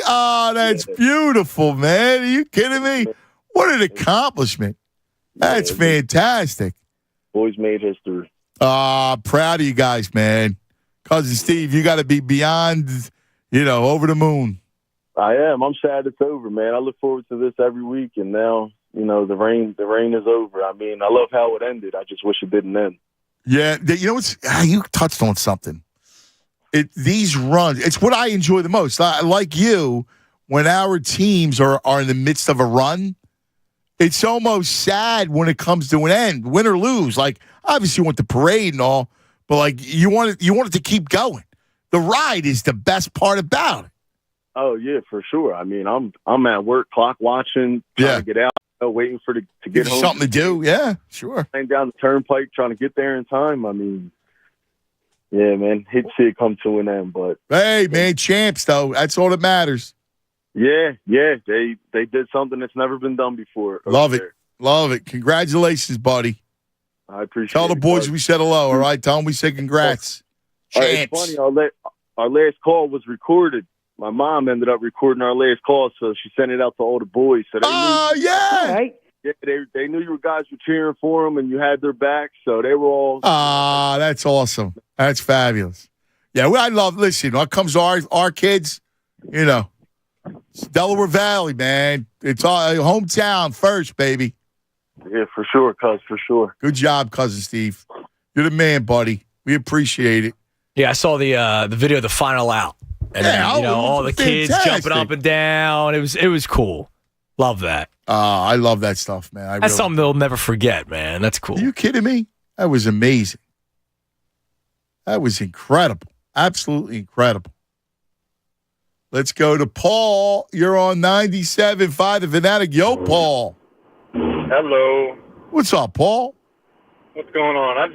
I initially wanted to just chime in on this Sal chair thing. I think it's a big case of when in Rome. You know, if you don't go to resorts, you're probably dirty. And if you only have been to a resort once or twice and people have done that to you, you probably thought it was dirty. But when you go often, you learn about that's the way to do business. So yeah, I disagree with that. I disagree with that notion. Good call, Paul. Good call. I disagree with your idea that that's just when in Rome, when that's not the case. Apparently it is so. Well, no. I mean, listen, apparently 55% of the population are selfish louts, but that doesn't make it okay. Fair enough. I agree with that, too. But I'm with you on the side of things, Anthony, in general, of the respecting thy neighbor. Well, that's my only point. Listen, I've been to plenty of resorts. I know that there's Tunis creeps out there. Whether you like it or not. What I do is I just, whatever. I don't say nothing. I just do my best. I go do me. But if we're talking about right or wrong, those people need to be called out, especially Christy Tunis. Whether you like it or not. Right and wrong, I agree. But if that's the pattern of how things are going, if you repeatedly go to resorts and you continue to see that, I guess you have to start taking advantage of that. Well, I mean, what I would do if I would talk to the pool guy, and I would duke him up, and I would say, dude, do me a favor. Oh, then you're doing the same thing. No, hear me out. You're doing the exact same thing. I'm not doing that. What I'm doing is keep an eye out for me. Here's text me if there's something going on.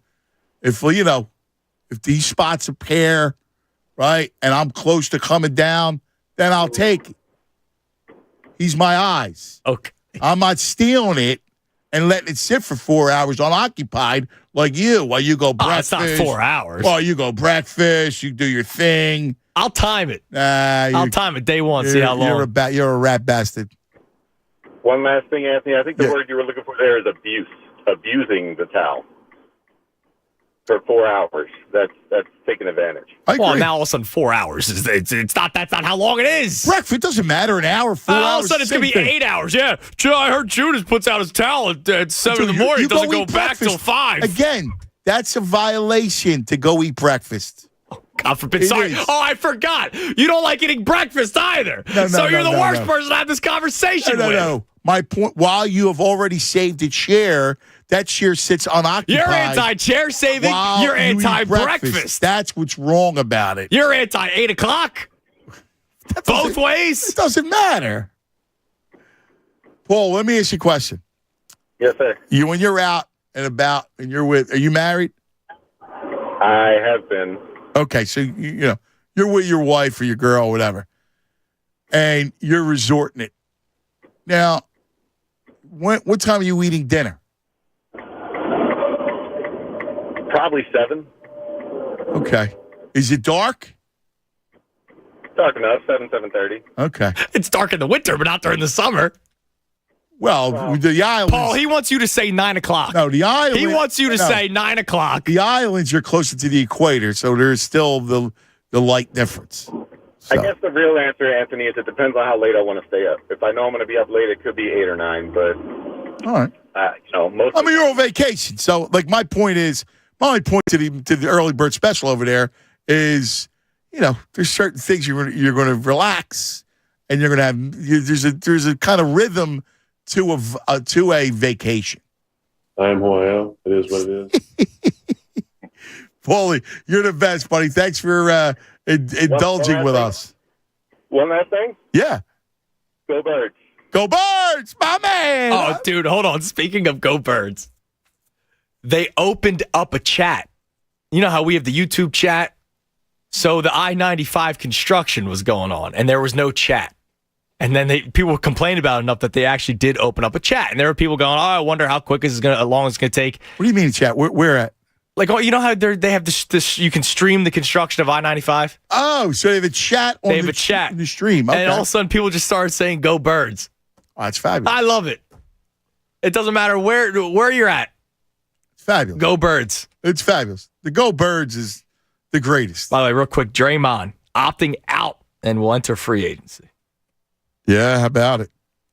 Opting out of his $27.5 million contract. I mean, is somebody going to give him more money? Well, that's what I'm saying. Like, who's paying him that? Is somebody going to give him more money? And I get it. He probably wants to try to lock up like a 3 or 4 year deal. I don't blame him. That's probably a smart business move. But yeah, he might not get 27.5 over 2 years.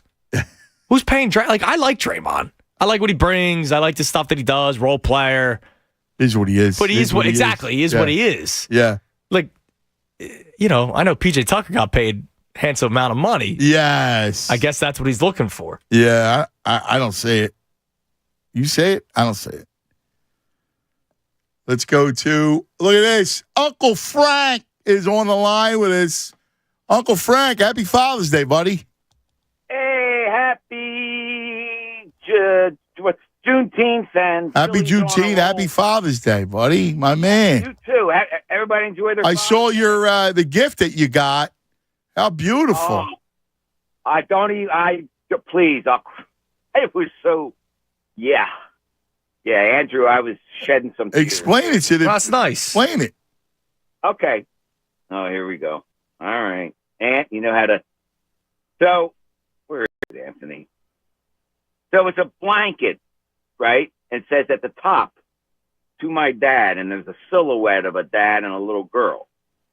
So you want me to do the whole thing? Well, just explain some of the phrases, and that's what. Yeah, and the silhouette of the dad, it says, if I could give you one thing in life, I would give you the ability to see yourself through my eyes.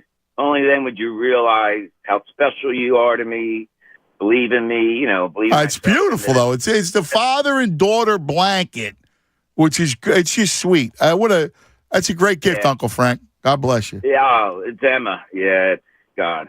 I could just, and then the little girl, she says stuff. But what was I gonna say? Yeah, so everybody was over. I was hanging with the Arch man, little Archie. Oh, look, now he's trying to do it 180. And not rip now you like his name. Rip his grandson's name. Listen, I was busting stones. I love Archie's. But your grandson. The kid's stones were 6 days old. Then you're busting them. Come on, man. I was trying to get that violation on Uncle Frank. All right. Where do you stand on the pool and the towel incident and Tunis and Mrs. Tunis, Bonnie and Clyde? Yeah, I natural born killers. I love my boy. He's self-centered little. So, look, regarding the sidebar regarding my experience, Andrew, I was scouting this woman out every morning. I'd go for a run. She'd put out like 3 or 4 towels and not show up till hours later when the whole area was, filled. Yeah, see, we don't do that. No, right. But are you sure about that? I'm sure I did it during our honeymoon. I know exactly what we do. Mrs. Judas, I don't know. We bring the towels down. She brings her book. We go get breakfast. We go right back to the seat.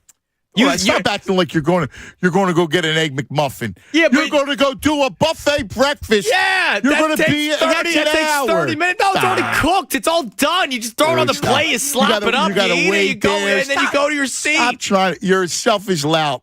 Go ahead, Uncle Frank. All right, 20-second timeout here. Andrew, are you on the chairs by like 10? Yes, before 10 for sure. Yeah, 'cause they put the towel there at 7. Yeah, but this woman wasn't showing up till noon, 1. Yeah, no, Okay, we're not that's doing that. even worse. Yeah, she sucks. Oh, let me tell you. Oh, I'm talking about the pot. Look at the kettle and the pot over there. Get the girls. I'm on the pool before you're even awake, Aunt. So what does it? Why do you care? I'm not even asking you. All right? Can I get my cents in? Oh, I forgot you were still on, Uncle Frank. You didn't zap yet. Let's talk Philly. Let's talk. Oh, Andrew. No, stop thinking about Coronas and give me my groove line, damn it. Come on. He wants the groove line. It's coming. Give him the groove line. It's coming. I forgot we got requests on the show. Yeah. On the groove line tonight.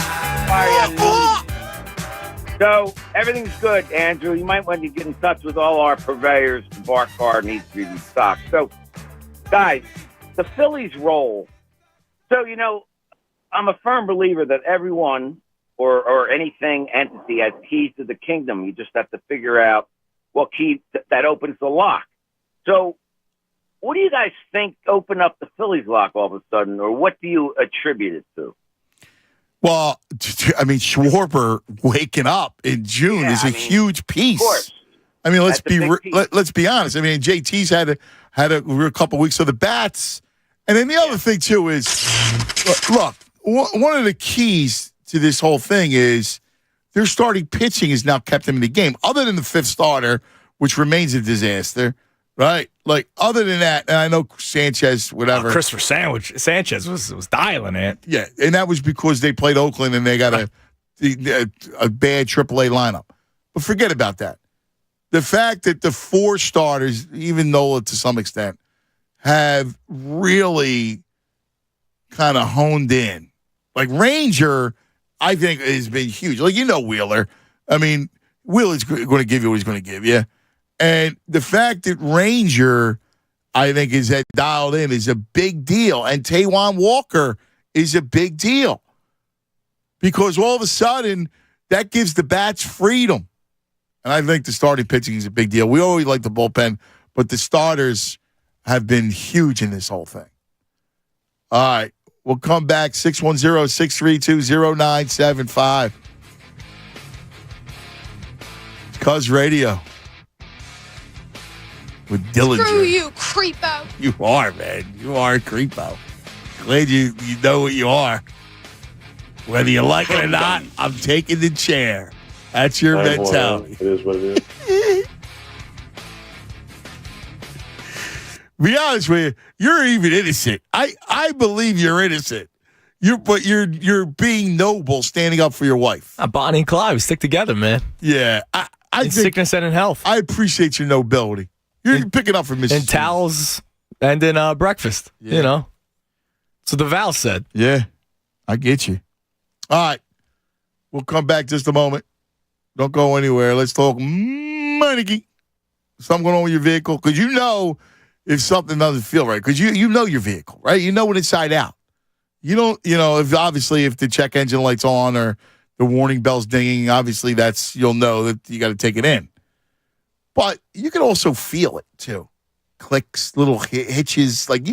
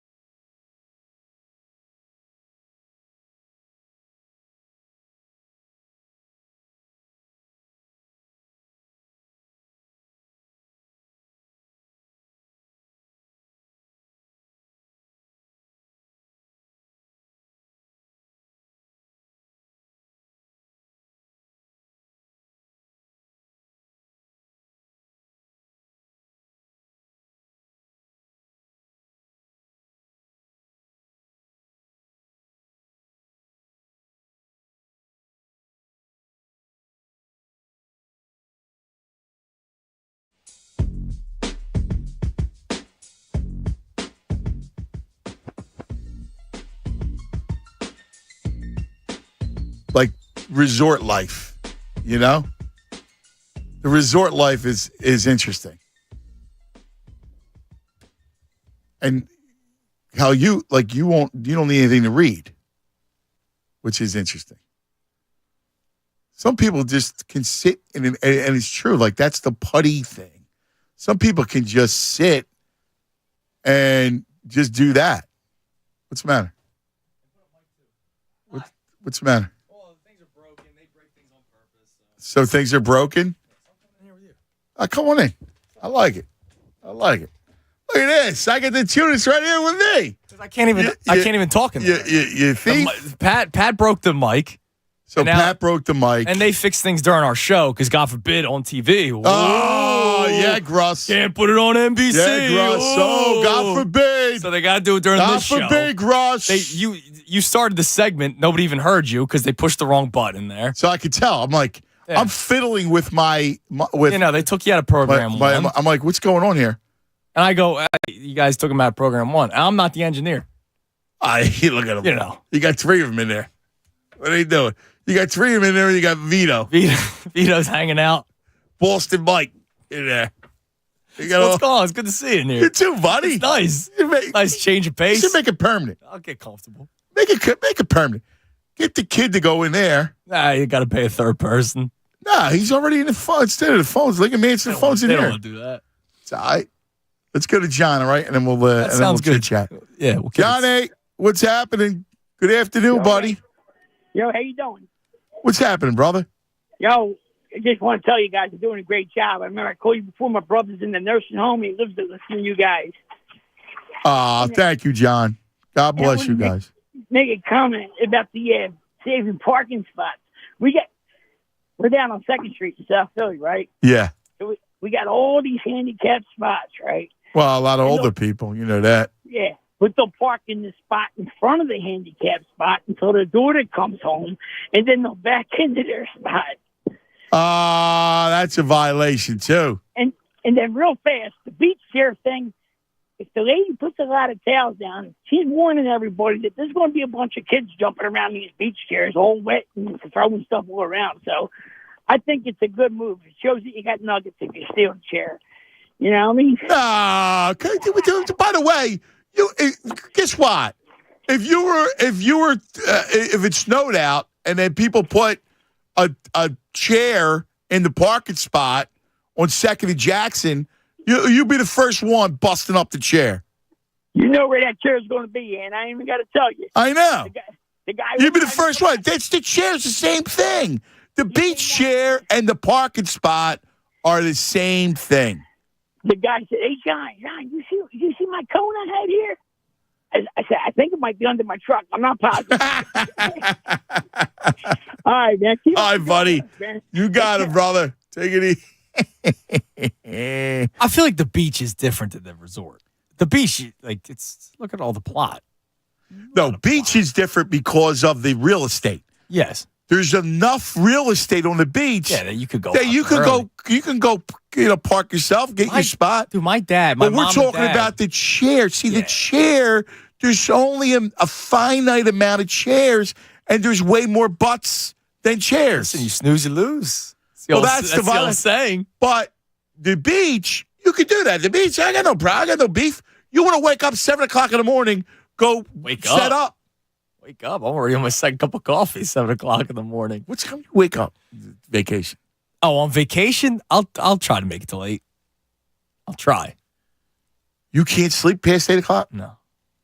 I get too fidgety. You are fidgety. I want to do stuff. Well, what do you want to do? You sit and do nothing? Yeah, but you're in a hurry to do nothing. Like you're going to, you know. I honestly do. I just want to keep imbibing. That's pretty much it. I paid for it. Yeah, all inclusive. Pay for it. I got to make the most of it. Yeah, but you're one of those people. You gotta. I gotta get every penny. Are you down. a glutton? Yeah, dude. Oh my God, yeah. I will gain 10 pounds this week. Over under water weight 10.5 pounds. So you glut. If you're now, here's the question of your gluttony. Yes. Do you eat when you're not hungry at the all inclusive? No, I'll wait till I'm hungry. Like if you see something and you go, I'm not really hungry, and if I didn't, and you wouldn't have otherwise paid for it, but since it's included, you'll order. Oh yeah, I'll probably get it. Yeah. Like I remember that when we did our honeymoon, there was a place right on the beach. They did it like they had like the beach grill, right? Yeah. Hey, you're smelling the grill, and I'm like, man, I ate breakfast like an hour and a half ago. But yeah, but I don't blame you on that. That burger smells really good right now. Listen, I don't blame you on that. I'm drinking a beer on the beach. Might as well have a burger while I'm at it. Yeah. I don't blame you on that. Yeah.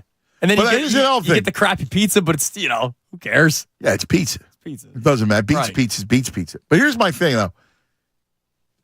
I'm a little weird, as you could tell. Really? I prefer the beach to the pool. Okay. But I prefer, if I want to eat, I don't like to eat on the beach. No, eating on the beach sucks. I won't eat. I do it because I'm there all day. Like when I'm down at my parents' house. Like if you're at the pool, it's one thing. Like what I would do is get up and go sit at a table. I don't you. I do the lounge chair, the beat. You're gonna eat there. Yeah. I'd rather make it. But like if you're doing a day trip to Wildwood, are you gonna walk onto the boardwalk to get something to eat, or are you gonna stay? I don't like doing the day trip beach. I'll be honest with you. I know. Like I've done it. I'm not saying I haven't done it. I've done it with the kids. And it's the worst. You get sand in the car, because they're animals, right? The day's pretty much gone by the time you get there. Like I can't keep up with their animals. The wrappers and sand and everything. It's terrible. So I don't even like doing that. Yeah, the day trip sucks because and by the way, you really feel you get off the beach. No, now you got to drive back. Well, and then if you want to do the boards. Yeah, no, because now you're walking around sandy. You can't go in the water really, because now you're even worse. Yeah, unless you use the shower. Yeah, that never, and it doesn't clean you off. And it's skeevy because at some point you still see. Here's the dirty little secret: the beach bathroom. You don't get changed. It smells. Nah, it's nasty. That's I skeeve. You can't do that. The grossest places on earth. Right. You got the beach, the drive down to for the day kind of sucks. Now, again, I've done it, but it does kind of suck. But if you're doing it, are you going to go off onto the boardwalk to eat, or are you just going to have a sandwich and eat it on the beach? It's a long walk. No, either we're going to walk to the boards. Okay. See, I'll pack a cooler. Grab a slice of pizza. I'll pack a cooler. Boom, sandwich right there. Or I'll stop at the Wawa on the way down. Right when you cross the bridge. Yeah, there's always the Wawa, which is great. The only thing is, if you're doing now, this is our vacation show, so bear with us because we'll get back to Phillies, and I want to do this Eagle thing, but we got caught on this topic. But here's the other thing too. I'm not a big fan of bringing stuff to the. If you're going to go to Wawa, why? Sure, because that's more preparation. Yes. You'd rather just pack your swim trunks and go down. Well, yes, because here's the thing. Like, I can go get a slice of pizza. Why do I need to go have a cooler and all this other stuff? Well, it's easy to just throw a cooler in the back of the car. You don't even have to have the ice. Yeah, but you're going to have a sandwich and all this. Then you go to the Wawa, you get the sandwich, you get the bag of ice, boom, you're done. Yeah, but I got the pizza. I can go get a slice right up there. Yeah, that's fine. On the boards. I've done that too. It's just easier. Okay, that's fine. You're a plotter. I appreciate that. Yeah, I'm a plotter. I packed on Saturday. You're leaving tomorrow? You packed on Saturday? I packed on Saturday, yeah. I'm wearing just the other clothes that I have at the house. And you're already packed? Yeah, we had a grad party to go to on Saturday. And Christian's like, well, what are you going to wear? You packed all your, nice clothes. I'm like, I don't know. It's the neighbors. Like, just walk across the street. Yeah, I've been packed since Saturday morning. Wow, you're insane. Yeah, dude. You're insane. I'm also extremely excited, which probably isn't. Wow, I think that's beautiful. You know what? I think it's great. You know why? I didn't want to pack on Father's Day. It was more of a mental thing. Well, my guess today I don't have time today. What do you mean you don't have time? I'm going right from here to the shore. Okay. Because we're gonna. You could have stopped home packed if you wanted to. I mean, to be honest with you. Time. I'd rather get down early. Yeah. You know why? Look, with Grandma and Grandpapa around, and that's more here. Here, take Cooper. Yeah. So basically, my vacation starts. Mama and Pop-Up you're on vacation My mode now. vacation starts the second I get down the shore, man. Let's face it. You're talking about your vacation now, so it's already started. You brought it up. No, I'm on purpose. You're right. I brought it up. So I'm in the mood. All right, I like it. All right, let's indulge me for a minute because I want to get this started. Okay. All right. So if we do the all-time Eagles team, I want to do the criteria is you get the player at his apex of when he wore an Eagle uniform. Okay. Right? So he wears an Eagle uniform. You get the best of that. Okay. So that's the criteria. So say somebody brought up Herschel Walker. You don't get the great Herschel Walker. Oh, you get him when he's with the You Eagle. get the best he did here. I got you. So you got a great T.O. Like T.O. was great here. Right. So that's the rule. Okay. Like A.J. Brown was great last year. Yes, he was. So was Devontae Smith. So the big one is we're going to carry 3 quarterbacks. And you said last week Foles is already the backup, right? He has to be. Doesn't he have to be the backup? He does. This is just your way of getting 5 out of the team. No. We got QB 1, 2, 3. Because right now McNabb should be in it. Well, listen. Doesn't Foles have to be? Yes. Seriously. Yeah. He's QB2. He's the perfect backup. The question is Hurts QB1? Well, therein lies. The guy runner-up for MVP this past year. So this is interesting. Which is crazy to think about. But by this criteria, look, I'm a Randall man. Yes. Randall today would be unbelievable. Like if I told you Cunningham today, Cunningham did not have an offensive line. He did not have a coach. Like I can make the argument that Randall Cunningham would be one of the greatest quarterbacks of all time if he had a line and a coach. How's that not true? I mean, it just sucks that wasn't the case.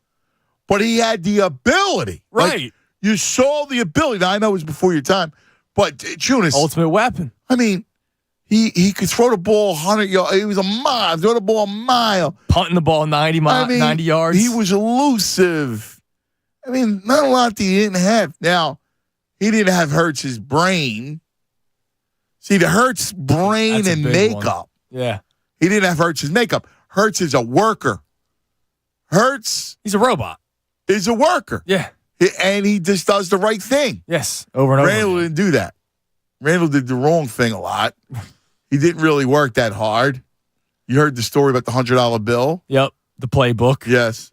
Heard a lot of stuff. But he had the ability. And in fairness, he didn't have a guy that would push him. Yeah, it doesn't help. And Again, and his teammates weren't really fond of him. No. But if you have that hurts you too. If you have Andy, everybody loves Hurts. If you have Andy, dude. Yeah, but he didn't have Andy. So, but what are we doing here? Like, his apex. He's look at his seasons. But is he? So you're in charge. Is he being coached by Andy or is he being coached by Buddy? He's being coached by Andy. Wait, so we're now saying it's Randall's best season, but with Andy Reid, so it could be even better? Well, who's the best coach? Well, Andy or Nick. Andy now. If I said to you right now, Andy Reid. Andy Reid's the coach, right? Yeah. So therefore, you would get Randall. So are we fantasizing Randall playing under Andy Reid? If Randall is QB, again, it comes down to there's 3 quarterbacks, right? Really 4 with Vic, right? Stay here, cuz you don't need to go anywhere. No, I'm going to stay here for the rest of the segment. Well, no, just let him stay there. I need to get to the live read. Oh, relax, because I left it in there. What is it, yours? Yeah. It's your read? Yeah. All right. Look at this. Thanks, Vito. Look at Boston, Vito. How's your Red Sox doing there, Mike? Here's the bottom line. You got Hurts, who had one of the greatest years ever last year. Yeah, in Eagles franchise history. Scoring touchdowns, ridiculous, right? You have Randall, you have 5, and you have Vic. And Foles. Mike was pretty good. Well, Foles already got... He's already on, okay. I mean, listen, he's got to be the backup, doesn't he? Yes, because he shows that he could come in and win you something. Like, we need to have the ode to... Yeah, Foles deserves to be on. That Super Bowl. Because I got news for you. That Super Bowl, there's not a lot of all-time Eagles on that Super Bowl. No, there aren't. There There's really a couple. You got a couple, but not a lot. Yeah, Ertz is on there, of course. No, he's not. Ertz isn't on there. Ertz. You're not even going to make him tight end too, are you? Maybe. I got to think about it. He's on the steps, man. I got steps of what? Hall of Fame. Of your house? Hall of Fame? What? Oh, man. Ertz is a hell of a player. Hall of Fame? Maybe. We'll see. Are you crazy? Got some records. Hall of Fame? The Eagles Hall of Fame? Not the building in Ohio. You're not giving me the building in Ohio, are you? Is he close to Canton? No. Here's the short answer. He's as far from Canton as Philadelphia is from Canton. Canton, Ohio? Maybe. You're out of your mind, Canton. You got to go back to tight end school. You undervalue Ertz. He's not a Hall of Famer. You undervalue him. Are you nuts? He's not even better than Goddard. Hall of Famer. You guys heard it all now. All right. Here's what I want to do. Let's figure out the quarterbacks. Okay. You got to set the poll up. All right? Okay. And again. Well, what is I need to know what the criteria is. You know what I told you what the criteria is. It's just their best season. Yes. You get like he represents, you get their best season as an Eagle. Okay. So 5's best season was 04. He was great in 04. Okay. You have Randall's, I got to go back and look, but Randall had a bunch of incredible seasons, and you knew his ability. You got Jalen from last year. You got all that. All right, so we'll go 04 McNabb, 22 Well, Hurts. I mean, you don't need to put the year down. I mean, pretty much you understand it. Okay. Trying to write it out for the people here. Yeah, come on. 610-632-0975. 610-632-0975 is how you join us. It's Cuz Radio. That's right. I got a yo. Can you give me a yo, Mike? Can we get that? Hey, Cuz, we got a yo. Here's my girl, Annette. She's listening right now. And she says, totally agree with you with the pool chair etiquette. Of course, Annette would, because she's a sweetheart. But if she didn't agree with you, is she still a sweetheart? Yes. Yeah. Yes, she is. Unlike you. No. I just tease you. Listen, I don't even think you're guilty. I think it's poor Christy, or not poor Christy. I think it's evil Christy. No. Bonnie and Clyde, man. I appreciate Damn that. it. You're Come all on right. now. 610-632-0975. I'm sleeping in that bed for 5 days. I don't blame you, dude. You get the right answer. 610-632. Or I'll sleep on the chair. That's how I'll save it. You're a genius. I don't need a towel. It's Got Cuz my ass. Radio with the Tunes, 97.5 The Fanatic. And this is Andrew Salchunas. If you need a new roof, trust me when I say call the experts at New Look Home Design. Don't even think twice about it. They've been in business for over 20 years and have served over 40,000 customers. 40,000. That's a big number. That means they keep getting the job done right. And so if somebody gets the job done right for you, you tell your friends, you tell your family, hey, man, this company's been fantastic for us. Well, it's the same with roofing. And right now you can get free gutters with a purchase of a roof replacement plus 50% off all roofing materials. So you're getting a savings of a couple of $1,000, and that's not it. All right, New Look's also giving you so many different things to offer you peace of mind. Free no-obligation estimates. They have an A-plus rating with the Better Business Bureau. And best of all, a lifetime transferable warranty. So if you need a new roof, call New Look Home Design. Save 50% off all roofing materials, plus free gutters with the purchase of a roof replacement, and all those things I told you about. No obligation estimates, free no obligation estimates. You're also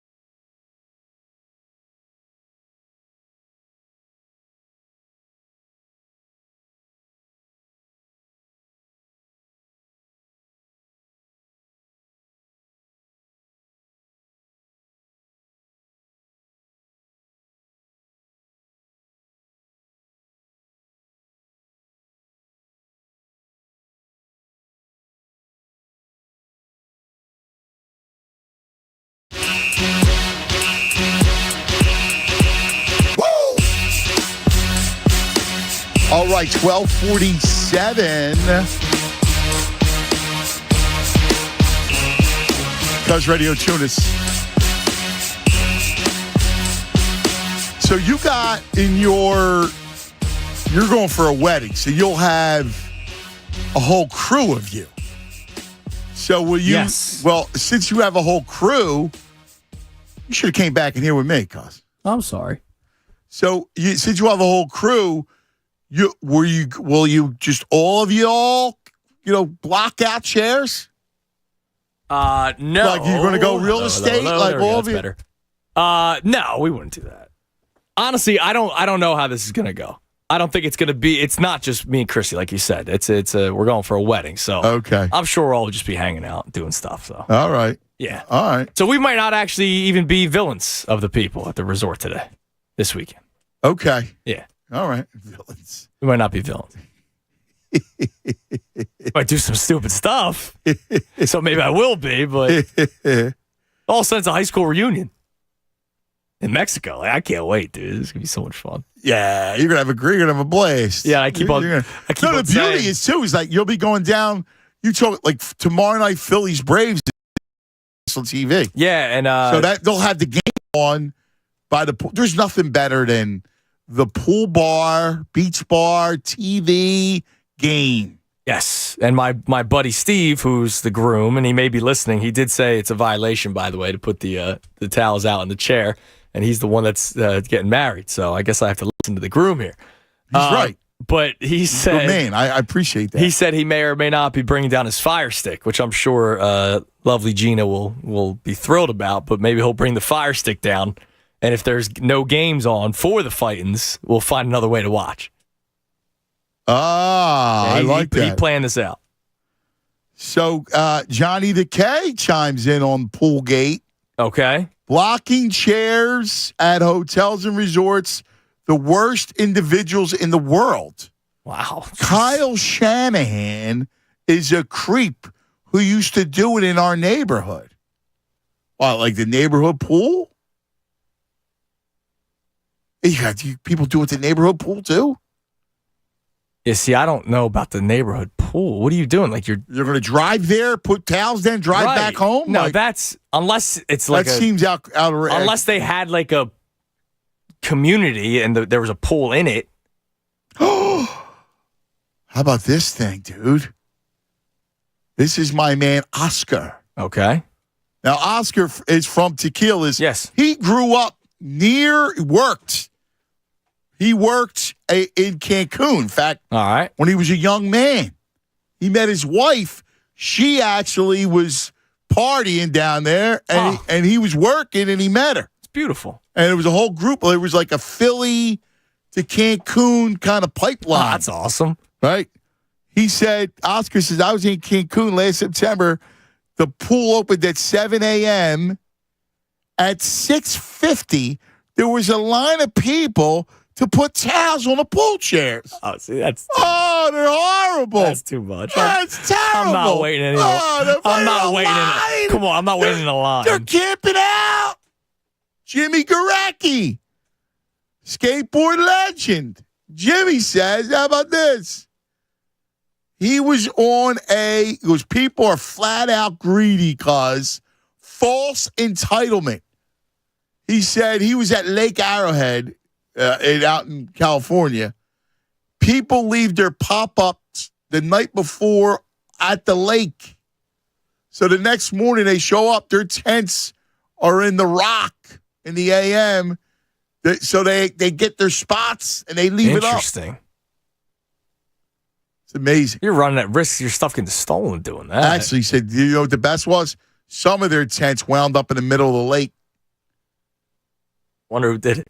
No, listen, you can't do that. I mean, that's not right either. No, you can't leave stuff overnight. It's weird. Well, it's the same way with they're lining up. Like it's a concert. You get tickets. You can put your chair on the put your towel on the chair. Oh, that's not cool. By the way, Steve the groom has followed up. The Roku is already packed, and the pool bartender will be hooked up. Don't worry about it. Oh my God! So we'll have our spot Be a bunch of Philadelphians watching Phil's Braves this week. That's awesome. Yeah, the stick. That's fantastic. Shanahan and his wife, according to Johnny Decay, one of them would come down. They would grab like 4 chairs, then go home for like 3 hours. Evil people. That is evil.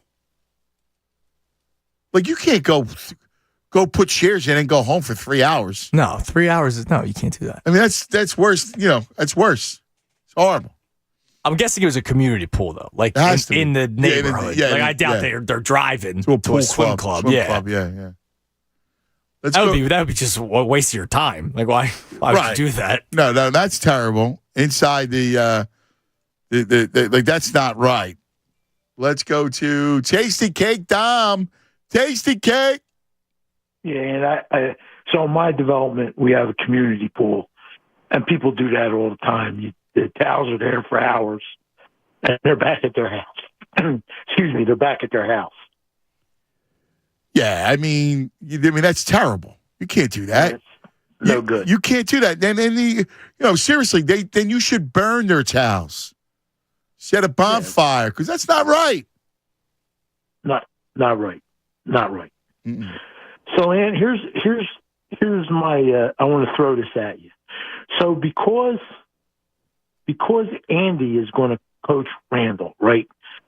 You're taking the Eagles best year, right? But yes. Isn't it fair to take Minnesota Randall? Because if he's going to be coached, Buddy told him to run around and make 5 plays a game, and that's how you win the game. Right. If he's coached by Andy Reid, and he's all due respect to Jay Brown and T.O., and he's got Runyon and Trey blocking for him, aren't you, in actuality, going to get Minnesota Randall? Yeah, I mean, listen, that could be what you're looking at, or maybe he's even better. Like, who knows? He could be even better. I mean, again, the issue is you got to keep it, though, Eagle related, right? So you can only have him as an Eagle. Now, you could look at it and extrapolate, and that's kind of what we're doing. So who do you take as QB1? Randall? Well, if you're going only by Eagle performance, the 2 greatest quarterback years that I've seen in my 59 years is last year, Jalen, and 2004, Donovan. They're the 2 best years. Yeah. Randall, like 90 and 91, Randall had some, but he didn't have Donovan 2004 year. However, Jalen's year last year blew everybody out of the water statistically. Yeah, he's got to be there. And I agree with you and Andrew that we got one Super Bowl. Nick Foles has to be there. Yeah. So to me, that last slot is between Donovan and Randall. But again, Donovan had Andy Reid only for 1 year. Donovan threw to T.O. Randall's throwing to Keith Byers. I mean, if he has, you saw when he had Chris Carter and Randy Moss, you saw what he was, man. That's a great point. Playmakers. That's a great point. He trumps everybody. See, I'm a Randall. I'm a 12 guy. I love Randall. I'm with you. Right. Well, we saw the both things. Minnesota Randall trumps any quarterbacking year in Eagles history. That Minnesota, he won the MVP that year. Didn't they? Went 15-1 that year. And if they had a real coach, they would have won the Super Bowl. They lost to, what did they lose? Yeah, they lost to Dan Reeves. Yes, Atlanta. Yeah. They did not go to the Super Bowl that year. Correct. The missed field goal. The missed field goal, but that team, they were on national TV. Like, I saw that team play 5 times. They were outrageous offensively. Yeah, they were. Well, first of all, Randall would throw it up. Randy Moss would go get anything. He was one of the greatest players ever. That's such a like back then. He was amazing. My God. You talking about Randy Moss or Randy Moss was unbelievable. Oh yeah, he's top 5 all-time receiver. But that's what I mean. If you gave him, I'm just thinking in my mind as we're talking, those receivers, and then you got Dallas Goedert, and you're also going to have B. West on there. There's playmakers all over that. I know. It's going to be well, if we're going to go just skill guys, we'll mess around with that. Great stuff there, Dommy. Great stuff. Now, I have a question for you. Slot. Yeah. So we do have the poll running, by the way. The question reads as follows. This week, we're building the ultimate Eagles team. You get the player from their best season in an Eagles uniform. So which quarterback would you take? And the options are Jalen Hurts, Donovan McNabb, Mike Vick, Randall Cunningham. A lot of responses coming in. What about Wentz? Nah. Because they're saying if you're looking at just the best season, he goes 11-2. Yeah, he's not 33 touchdowns, 7 picks. Hurts beats him last year. He just does. Yeah. Listen, he had a good year, but no Wentz. Okay. So right now, because again, I'm saying it's not just off numbers, but you get that level of play. You got to extrapolate the quarterback when he's got weapons and a line. Like, who do you want? Right, but then I can also go, Alshon and Torrey Smith were his guys. And he had that year, 33-7. You're saying to make the case for Wentz? No, I'm just making the case. I do agree with Hurts. By the way, Hurts 43% of the vote, McNabb 21, Cunningham 19, Vick 17. Yeah. See, here's the thing. You got to use your own ability to extrapolate what the quarterback becomes. I mean, seriously, does the quarterback, so here's the question. When you're throwing a A.J. Brown and T.O. and Devontae or whatever you want to, however we do the skill guys, you're throwing it at, and you got the great line. So it's going to be about knowing where to go with the football. Which Hurts is, he made every right decision last year. He did. It's going to be about the ability to throw the football. All of them can move. So you're really, they're all great runners. The 5 was a great runner. Right. Randall was an elegant runner. Jalen's a great runner. Problem is you can't even go health. Hurts hurt. Vick hurt.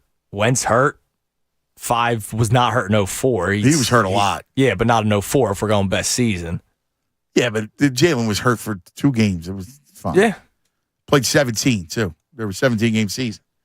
So if you got to extrapolate with, do we agree that Andy is the coach? Yes. Sirianni's not there yet.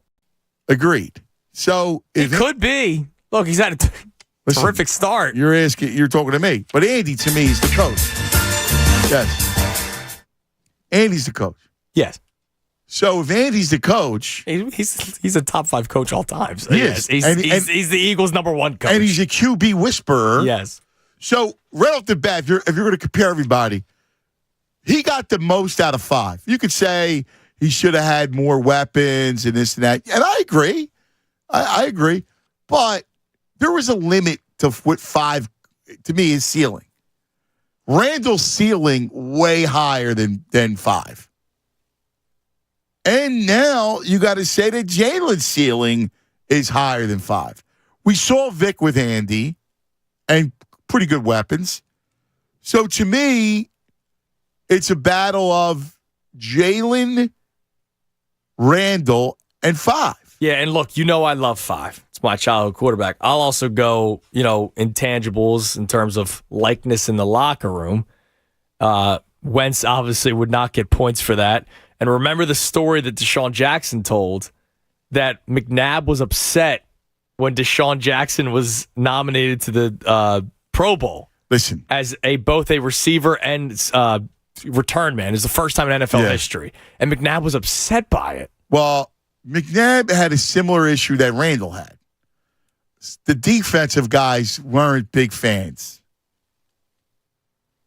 The defensive guys. Seth Joyner, you say, that literally Seth. Out there in the public. Yeah, he didn't mince words.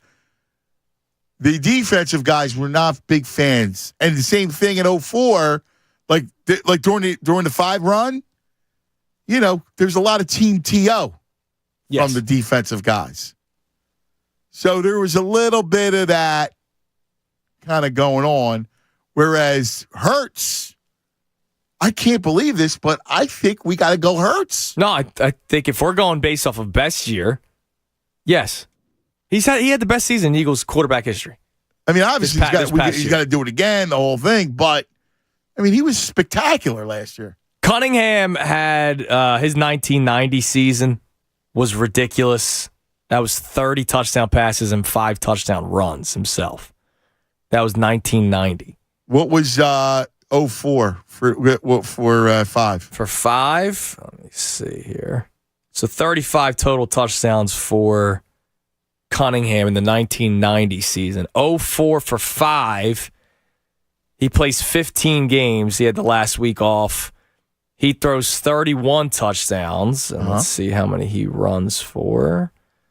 I imagine not many at this stage. No, he rushed for 3, so 34 total touchdowns. One shy of What's how many yards rushing? 220. For 5? Yeah. How about for Randall? Yeah, remember, it was 600, 400, 400. Then he goes down to 220 because he has Owens to throw to. Cunningham, I'm sure, much more. Let's see here. 1990, he ran for, definitely more. 942 yards. Oh, my God. 942? Yes. He ran for almost 1,000 yards that year? I forgot about that.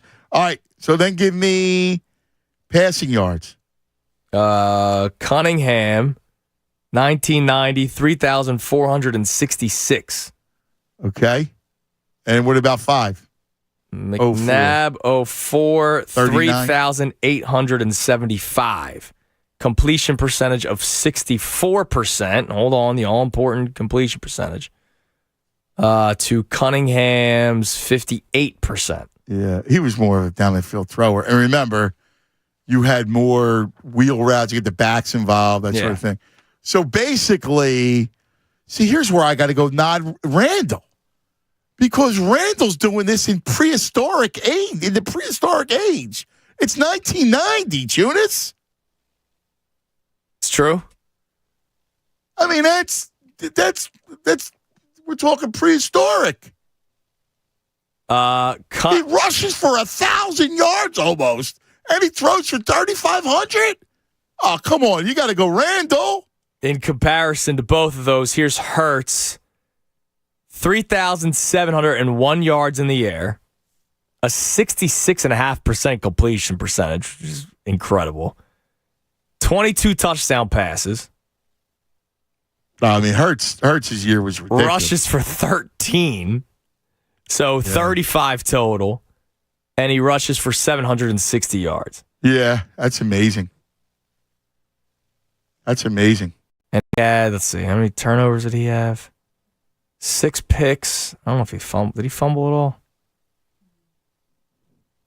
Other than the Super Bowl, of course. It says 9 fumbles, but it doesn't say 9 fumbles lost. I don't know how many he lost. But Cunningham threw... Randall was ridiculous. Randall threw 13 Dude, he picks. was such an amazing player, Randall. He was awesome. Let's go to T-Love. You're on 97.5 The Fanatic. T-Love. Hey, what's up, fellas? What do you say, T-Love? Happy belated Father's Day. You too, my brother. How was your day yesterday? Oh, yeah. We had a good... So we were performing over in Camden yesterday, so... nice. Everything was good. That's fabulous. Hey, listen. Wow. I'm listening to you guys, and I don't disagree with anything. I just wanted to add that I think Randall and Donovan are kind of interchangeable because you can kind of put an asterisk next to both of those guys. Randall was a straight-up phenom, first of all. That's probably where he might get the nod if all aces play, because the guy could do everything. He was a schoolyard guy where you play every position. Yeah, but he had no coaching and no offensive line. No coaching, no offensive line. I mean, that's where I go. Imagine if he had Andy Reid as his coach and understood the art of quarterback. I mean, what he made Vic into when Vic came out of jail. I mean, that was awesome. Mike. I remember Mike telling me, "I wish I had Andy when I was young." Oh Oh yeah, listen, I absolutely agree, and I can't argue with anything you're saying right now. But here's where you put the asterisk next to D-Mac's name. We, as a fan base, could not convince Andy. You remember how stubborn Andy was back in those early days? A lot of Donovan's early years were wasted because Andy would tell us repeatedly that he could plug anybody in at wide receiver and make it work. Well, I mean, that was their cap. Yeah, I mean, listen, I agree that he did not have sufficient weapons at receiver. However, if you're going to be honest about it, he had the best offensive line. He also had a running game. Remember, they ran the ball effectively. Now, Andy messed up when at the end of the game, or in 2003, like that championship game, he didn't run the ball enough. But I got to tell you, I'll be honest with you, I thought he got the most from 5. I thought 5 benefited having Andy as his coach. Although I do agree, receiver, they were short, Pinkston, Thrash, that sort of thing. But the thing is, Andy was so adamant about it. Trust me, that was where he was argumentative about. I mean that was their honestly. I mean that was their philosophy. Like they had, again, they used to argue about the cap space and how you relegated the cap. And Andy wanted to spend his money on the offensive line on offense. Yeah, imagine T.O. coming in, or somebody like a T.O. coming in early in Donovan's early days, and this is way before the knee injury. Imagine this is why I say those years were wasted. But listen, well, they weren't wasted. I mean, again, it was the 2001 and 2002, 3, right? Those 3 years to get to the championship game.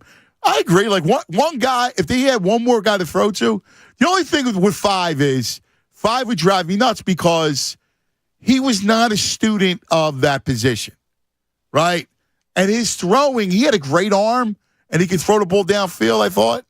His biggest issue was making those money throws intermediate. Well, see, that went all the way back to his days at Syracuse, and he was the same guy. But he, like you said, he always had arm, he had the legs. Listen, you can't go wrong with either guy. I'm not arguing the point. So is Hurts, let me ask you this, is Hurts QB1? Not until he does it multiple seasons. You got to remember, D-Mac went to 4 consecutive, well, not consecutive, but the Eagles were in the NFC Championship. 4 years in a row. Yeah, I mean, now when Hurts can build that kind of resume, then I will elevate him. So you go 5-1 QB1? Well, I think. See, I go either Randall or Jalen because I want the ceiling. I think we don't give Donovan enough respect, and yeah, I disagree, but that's I agree. It's just Judas is with you.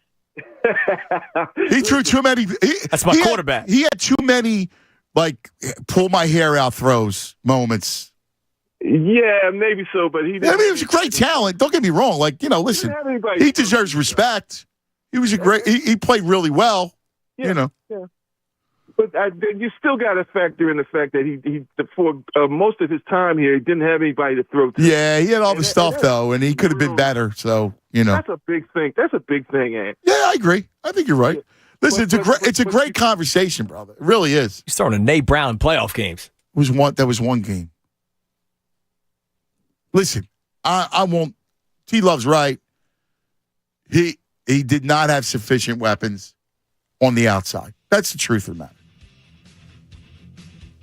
Problem is, even after he gets TO, he flames out quicker. Well, not that year. It's just from 05 he got his own. Yeah, he got his own way. He was done. Shame. Now he was listen.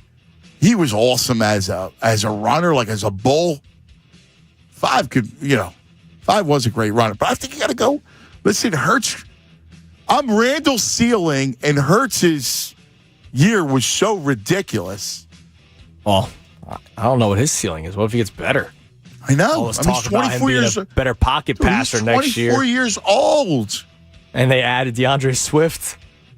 Also, he's got more weapons to work with this year. I was arguing with somebody. I was forgetting who was telling me.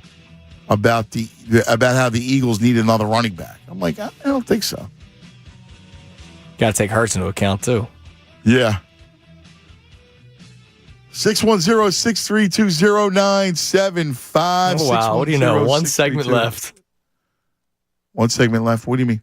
We only got one segment left. Oh, in the show. Yeah. Oh, yes. What do you know? Oh, and you're on vacation mode. Yes. Shame. You're ready to rock and roll. All right, got some open lines. And then we bid farewell to Tunis. Now, do you think Dickie Dunn, what do you think Dickie Dunn's got in store for the vault? It's a good question. I think he was texting me earlier. Oh, really? Now, what do you think Dickie Dunn winds up with the chairgate? That's a good question. He's a nice man. He'd probably dust off the chair for someone else. Here, sir, I was saving this for you. He's a good kid. He is, but let me ask you a question. You think he's got a little like, I'm gonna shank you? Oh, me? Yes. Yeah. He's hiding a knife under my towel that I then lay on. Yes. Yeah. For sure. I think so, oh, too. Wow. Bro. Midday job opened up. Yeah, I can see that. Oh, damn. Huge loss. Let's all mourn Tunis. Yeah.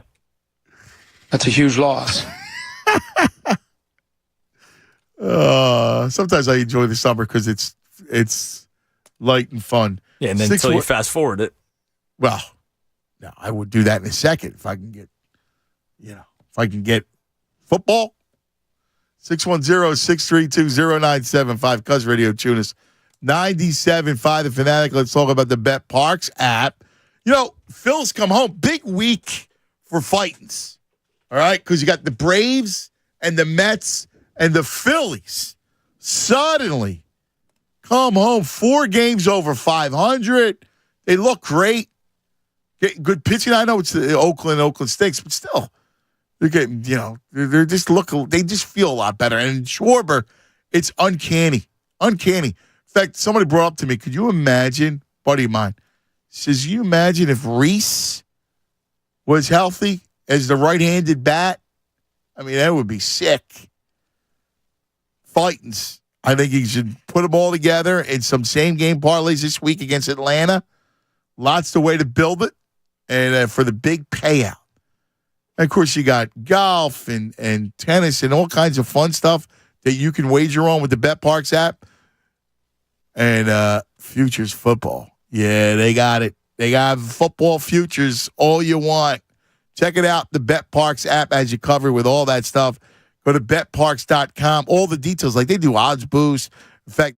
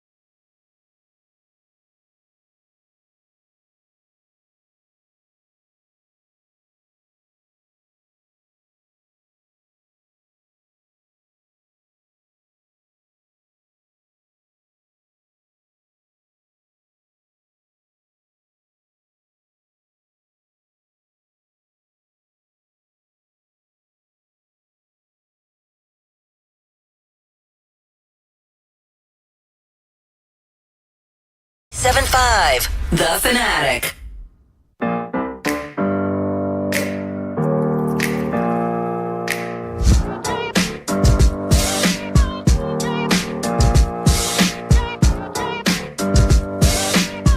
$122. Let me ask you this, because I just got done a kids tournament.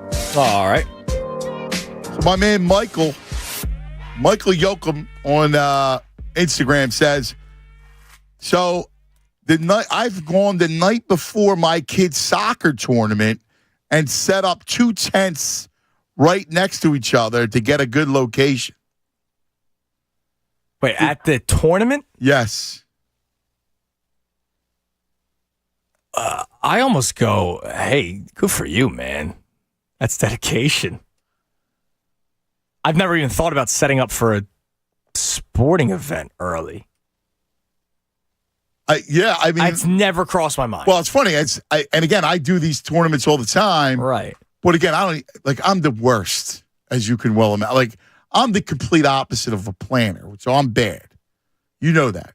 So much so that I don't have a chair. Like, that's fine. What, you sit on the bleachers? Right. Yeah, or I'll just stand up. I like to lean on the fence. Oh, you're a skip. I do. I enjoy the leaning on the fence. Yeah, stay right with you, son. I do. Put the fingers through. And sometimes you can't because of the back. They have something in on the back, but I'll go along the lines, like the third base line, whatever our dugout is. Yeah, I'll stand next to the. Plus, I like to not yell, but I like to get Moss. Oh man, sometimes yell. Like he was rushing his pitch the other day. Like, dude, breathe. He's got to breathe through it. Sometimes you get in trouble when you rush your pitches. Yes. That's all. So I like to remind him of stuff like that. I'm close by. I look at the kid. Look who he's throwing. You got to start your bat. You got to start it sooner. Like you see the kid with the other kid's throwing. That's good. Yeah. So I'm going to hit him with, dude, see where he's at. If these kids throwing off speed stuff, I can at least tell him. But again, I don't plan this. So the night before, some of these tournaments are crazy. Yeah, I wonder, that might be overdoing it because I've never been to a game where there was not room. Sometimes, this tournament, we had the Mount Laurel, and they did a great job at this Mount Laurel tournament. We played the baseball tournament. Now, is he setting up the tent for also in between games, like the kids all get the day? It's like these soccer tournaments. Same thing with baseball. You're playing 3 games. I just never thought of it. So 4 games in a day. I kind of respect it, honestly. Well, I thought you would. Yeah.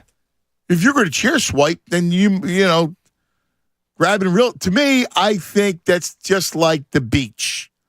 If you're talking about real estate. Yeah, but I wouldn't set up the day before at the beach. Well, he's going the night off, Right. I don't know, dude. What can I tell you? Let's go to BG, our man, the one, the only, Black Gritty. Black Gritty! What up, guys? Happy Father's Day to you both. You too, my brother. You too. So many things. Tunis, yes, go ahead and leave the towels on the chairs. Go ahead and do what you do. You're a grown man. If they want to come out there and you want to get propped up early, I've gone so much to go in the games and tournaments with my kid. I drove my car and parked it in the front spot because I had the chairs and all that stuff, and then Uber back home and then caught a ride the next morning with her mom just so I can make sure I could be out there front and center, okay? So sometimes you got to do what you got to do out here in these streets. Because how these parents be, boy, they be hustling and grooving and fighting over nothing. You know what I'm saying? So sometimes I like. Yeah, but again, but that's not right. It's not right. But we got to get civility, don't we? We just had my daughter was won South Jersey Group 1 championship, and so fans, congratulations! And thank you. So how on that everybody comes down, right? So the family that's been there the whole year and season, we have our spot. All these other people came down and sat right in front of the fence, in front of the baseline, and stood up so nobody behind them could see. And, you don't want to be mean and be like, hey, pop, could you move to the left, bro? We've been here. Like, you know what I mean? Like, at least step back so everybody can see. But sometimes you got to plant your flag. You know what I'm saying? Plant your flag. I got you. I got you. Watch yourself. So, secondly, this conversation is great because I was preparing for this for a podcast argument. So I went by the first 2 seasons of each quarterback. Hurts, 8,300 yards, 61 touchdowns. Michael Vick, 6,900 yards, 41 touchdowns. McNabb, 7,700 yards, 54 touchdowns. And Randall Cunningham, 8,400 yards, 55 touchdowns. With that team, I'm taking Randall Cunningham number one all day because he did that with what he had. Imagine what he would have with these weapons. And for anybody who wants to I agree with you. I look at Randall, and again, it's hard because he played so long ago. But Randall was an amazing for that 1990s prehistoric football. Yes, and just to remind and back us up on that, because again, no slight to any of these quarterbacks, you know what I mean? Right. Jalen beat QB2, but Randall, remember that year when he went to Minnesota, went 13-1, went to that 15-1, yeah, game against the Cowboys, 3 passes for 3 touchdowns, Randy Moss, 163 yards. Like, bro, when he had a weapon, he went 13-1. And he can move. Like, you know, the most overrated guys in all, and then all, I say this with respect, but the most overrated players in Eagles franchise history, Fred Barnett, Calvin Williams. Yeah. I mean, I say that with respect. Yeah, I like those guys and all, but and it's not disrespectful. It's just kind of the truth. You know what I mean? Like, I just remember Randall could, like, get flea flickers and get him off because he was so quick. Like, you don't even see that many. He was before his time, and he deserves to be lauded. All these quarterbacks and these guys and trailblazers. Randall should get way more love as an NFL trailblazer than anybody. Yes, and then because when you read out the running yards, so you're like, oh wow, like it pops off on you. Yeah, and then remember watching him. We go watch those highlights, man. He was an amazing athlete. And I'll tell you one more thing. That dude is one of the best punters in American history in the NFL, too. So you know what I'm saying? Yeah. It's Randall Cunningham, bar none. And just tell you one more thing real quick. The Phillies are back and they're on fire. They're back. Fight. Play the song, Judas. Here you go, BG. Love you guys. Love you too, buddy. How about it? Fighting's back.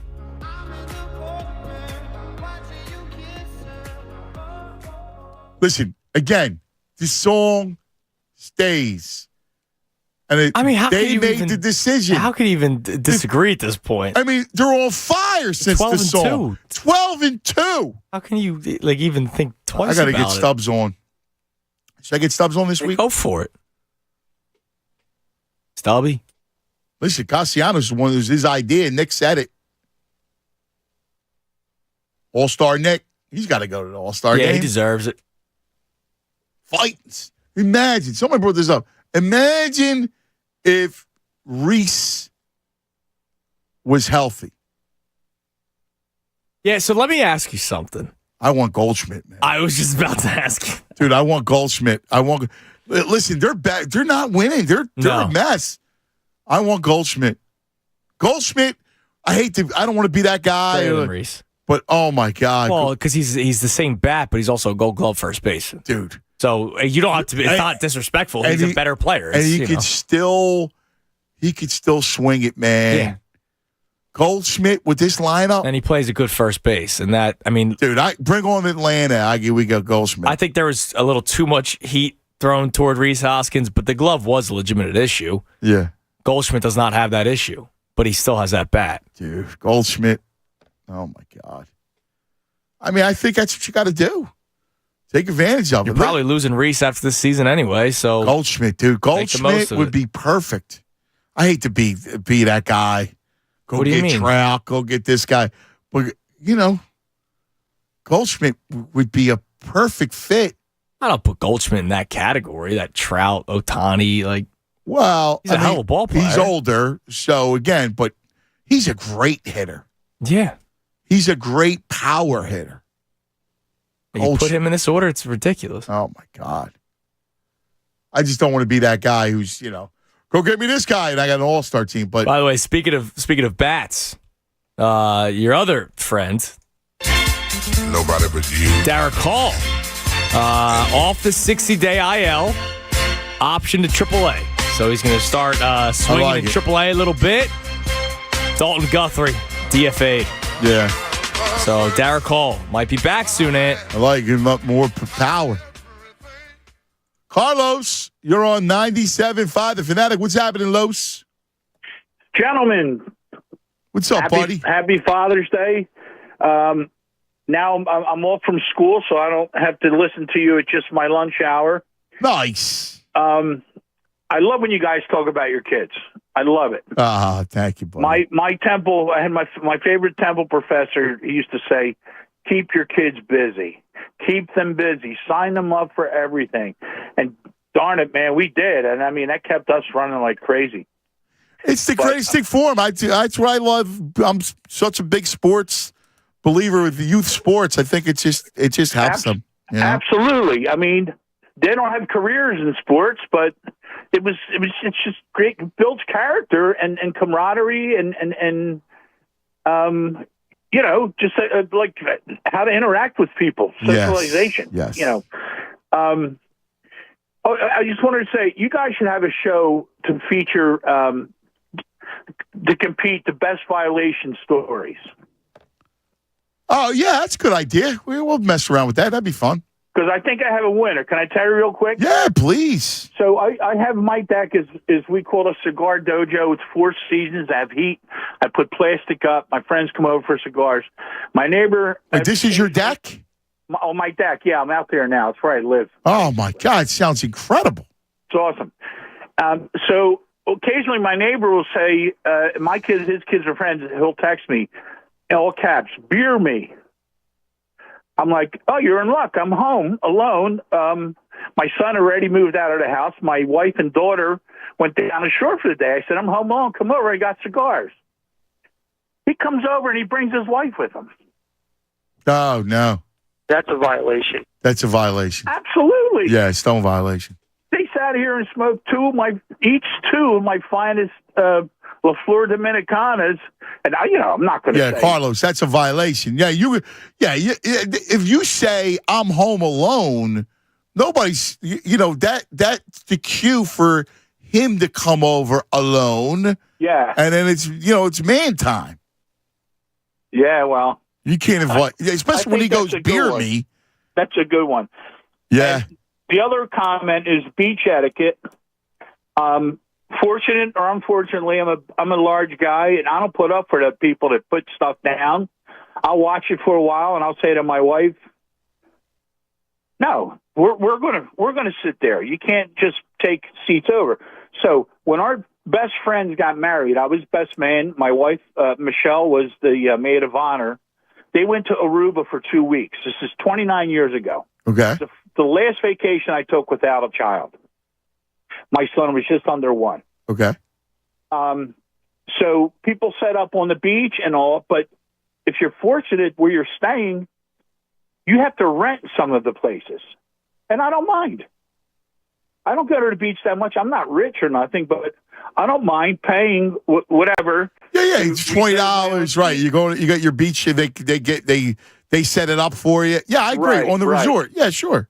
Yeah, so this morning, this late morning, the sun's over my left shoulder. I don't care about the sun. I need shade. I don't like the sun. Every chair is facing the sun except mine.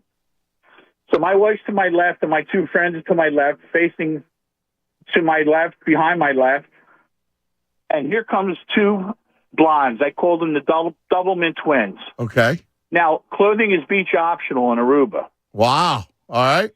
So I have my sunglasses on. I'm staring at the water. They're all looking at the sun. Right. And I start to really smile. My wife says, "What are you smiling at?"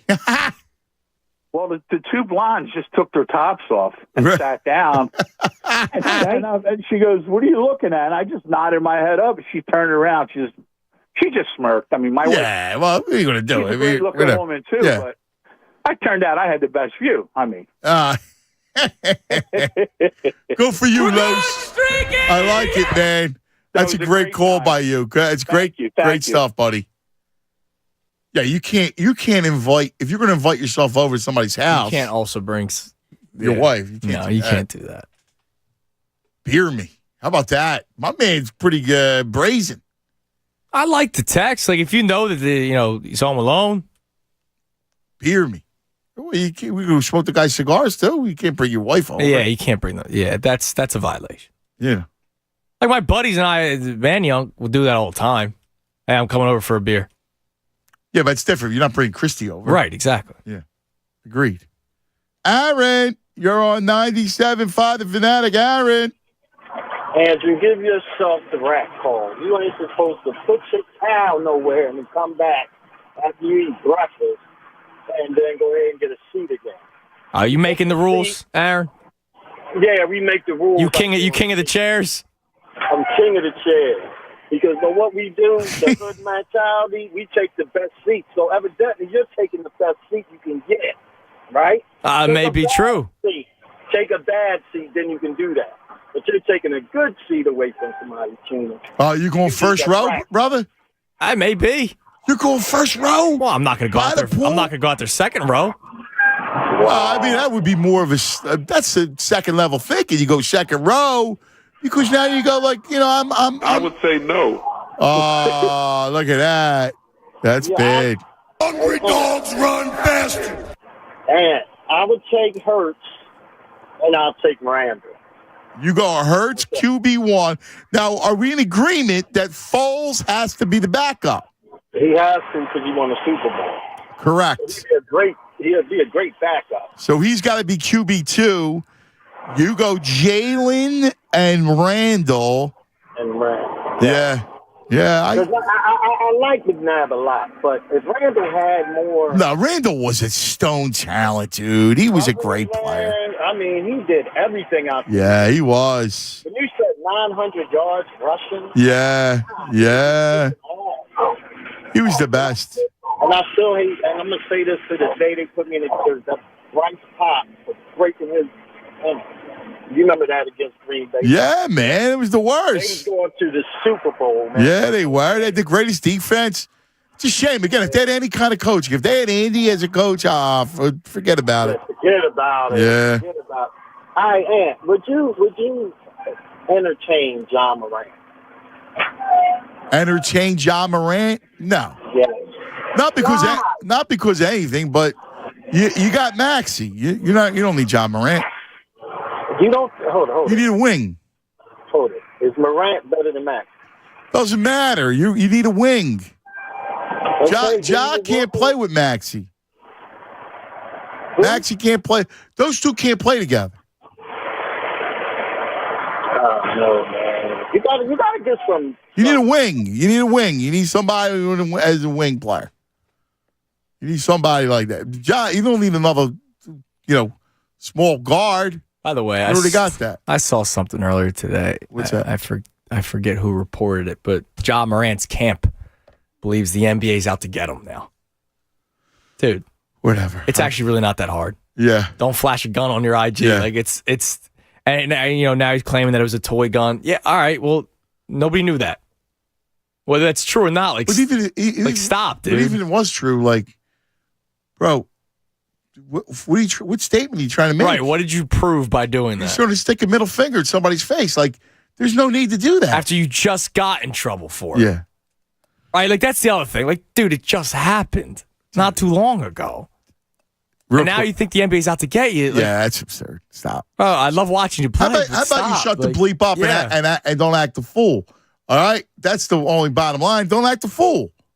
That's all. Show some respect. You don't need to be a gangster.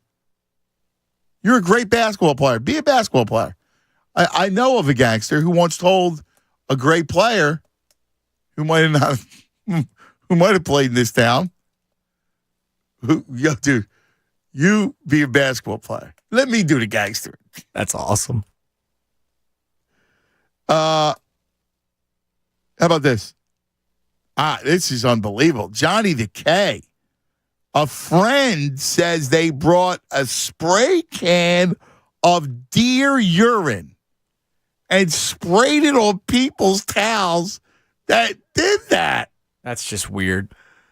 Wow. Now, you're a bigger a-hole for doing that. Like, let's be Johnny honest. DeKay's buddy's spraying deer urine he's a bigger a-hole on for the doing that. town people. See, that's a bigger a-hole because whether you like it that people do it or not, people do it. It's this thing. Everybody does it every single day. It's nothing new.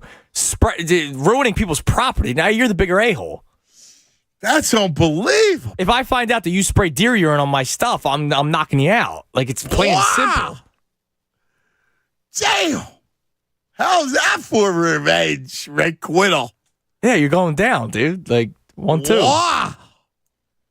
Nah, see, that's messed up. Johnny DeKay's people, they're waging war. By the way, 17 minutes left in that poll. 56% not a violation.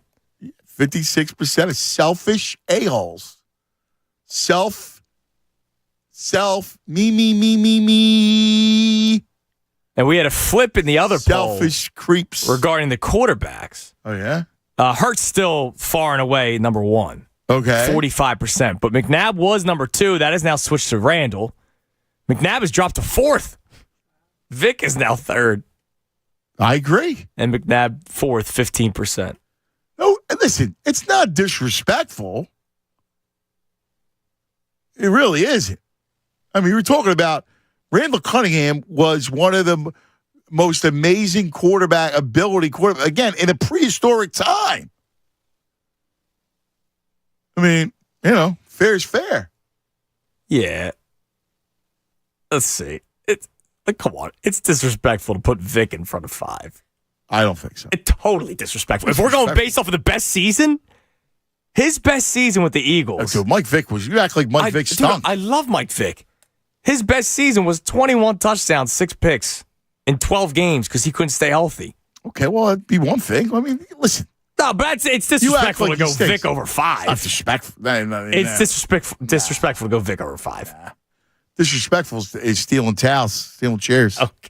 I'm not stealing. I'm marking my territory, damn it. So to mark territory, that's where the Johnny DeKay brings the deer urine. Yeah, no, that's a violation, dude. You're ruining somebody's territory. You're literally ruining somebody's property. That's messed up, man. Well, it could be the hotel property. Yeah. That's deer urine. Who brings the deer urine? Yeah, I'm going to pee on you now. You're spraying deer urine on me. That's unbelievable. Take this. I never heard of that. There's all kinds of wars. That's like someone busting up the chair on the parking spot. I once saw that one time. That's a total violation. The chair in the parking spot. The sledgehammer. Did you see that? Have you seen that yet?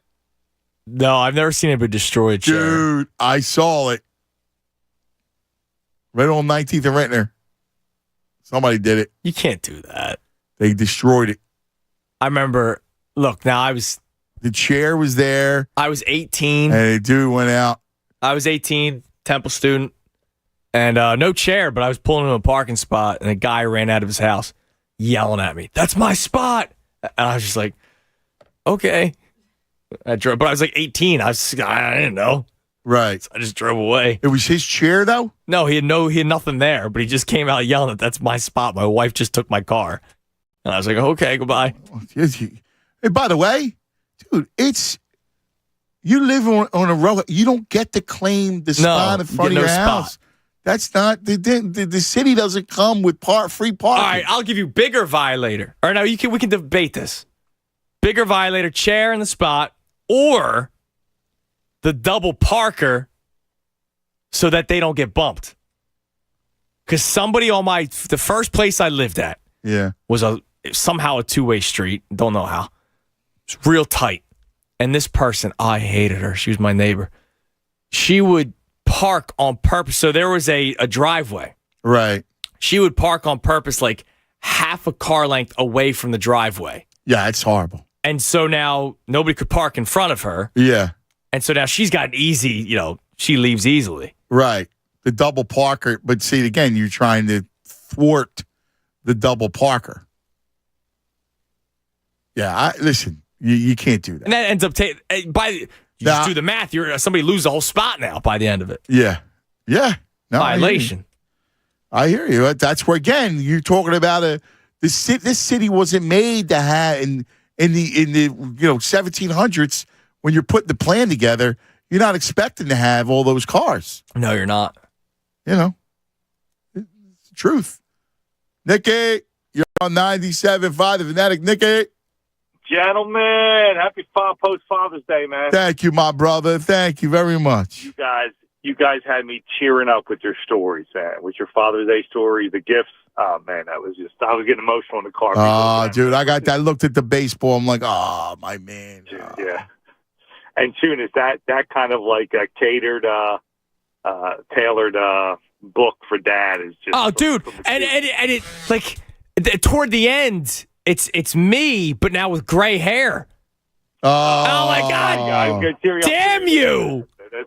Like, I'm like, why'd you do this to me? It's freaking adorable, but come on. And then there's the heartfelt message in the middle of it that really messed me up, man. It was there.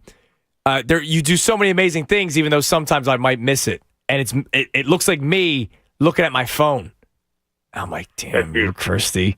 Now, what the mother father's going on with these social violations? Like, are we a society? I mean, are we Philistines? Like, seriously, where are we now? Have we progressed since caveman? Remember the first opening scene of 2001: Space Odyssey? How far have we progressed from that scene? Like 14 feet? Seriously, yeah, I know. What's going on, man? I know. It's crazy. And Tunis, now, same topic, but I'm kind of I'm going to violate myself. Tunis, whatever the Cabana guy's name is, get his Venmo, man. I'll Venmo 20 American lira to so you don't have to. Remember Nigel Bradham? Man. Remember Nigel Bradham punched the Cabana boy? Yeah, I was horrible. Like I can't believe Christy's got you getting up. I know you get up early. You're an early riser. I am an early bird already. Yeah. But if you weren't, it would be complete. I'd be like, babe, hun. I'd be when she like tapped me like, hey, con, you like hunt, like sweetie, you got to go get the. I'd be like, yeah, okay, roll over.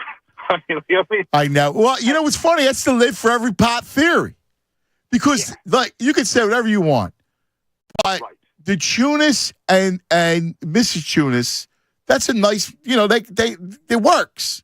They're a key and a lock. Right. They're a key and a lock, and they fit together perfect. Like my wife would not ask me. Like Tam, we wouldn't do. Like she's not doing that.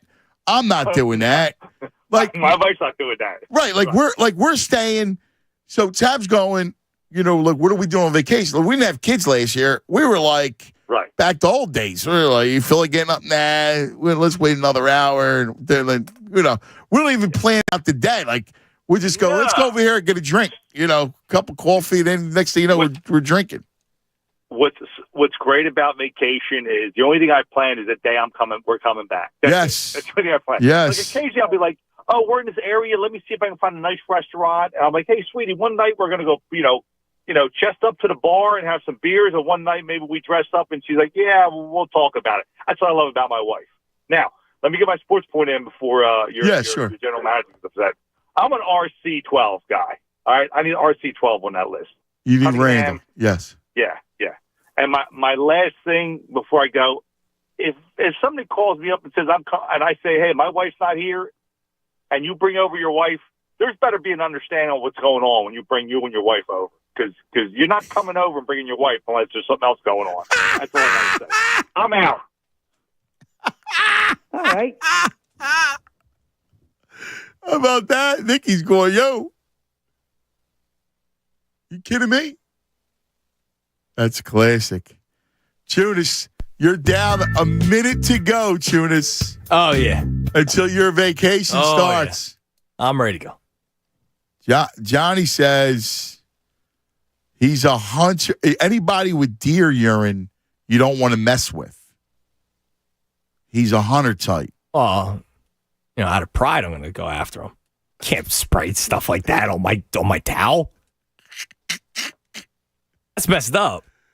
Yeah, listen, I hear you. It's funny though. He goes after the towel people. Like, you want to be selfish, you know.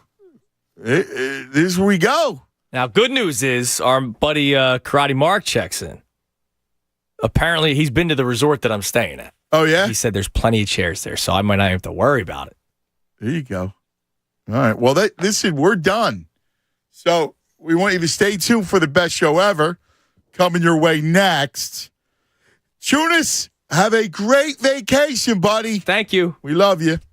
Listen, We love you too. And guys, be safe. We'll see you tomorrow in the morning. Fanatic Sports Update. Here's one again. I'm Andrew Saltunis, and this update is brought to you by Whole Foods Market. Save big on quality steak at Whole Foods Market. Get 20% off animal welfare certified bone and beef ribeye steaks with Prime through June 20th while supplies last.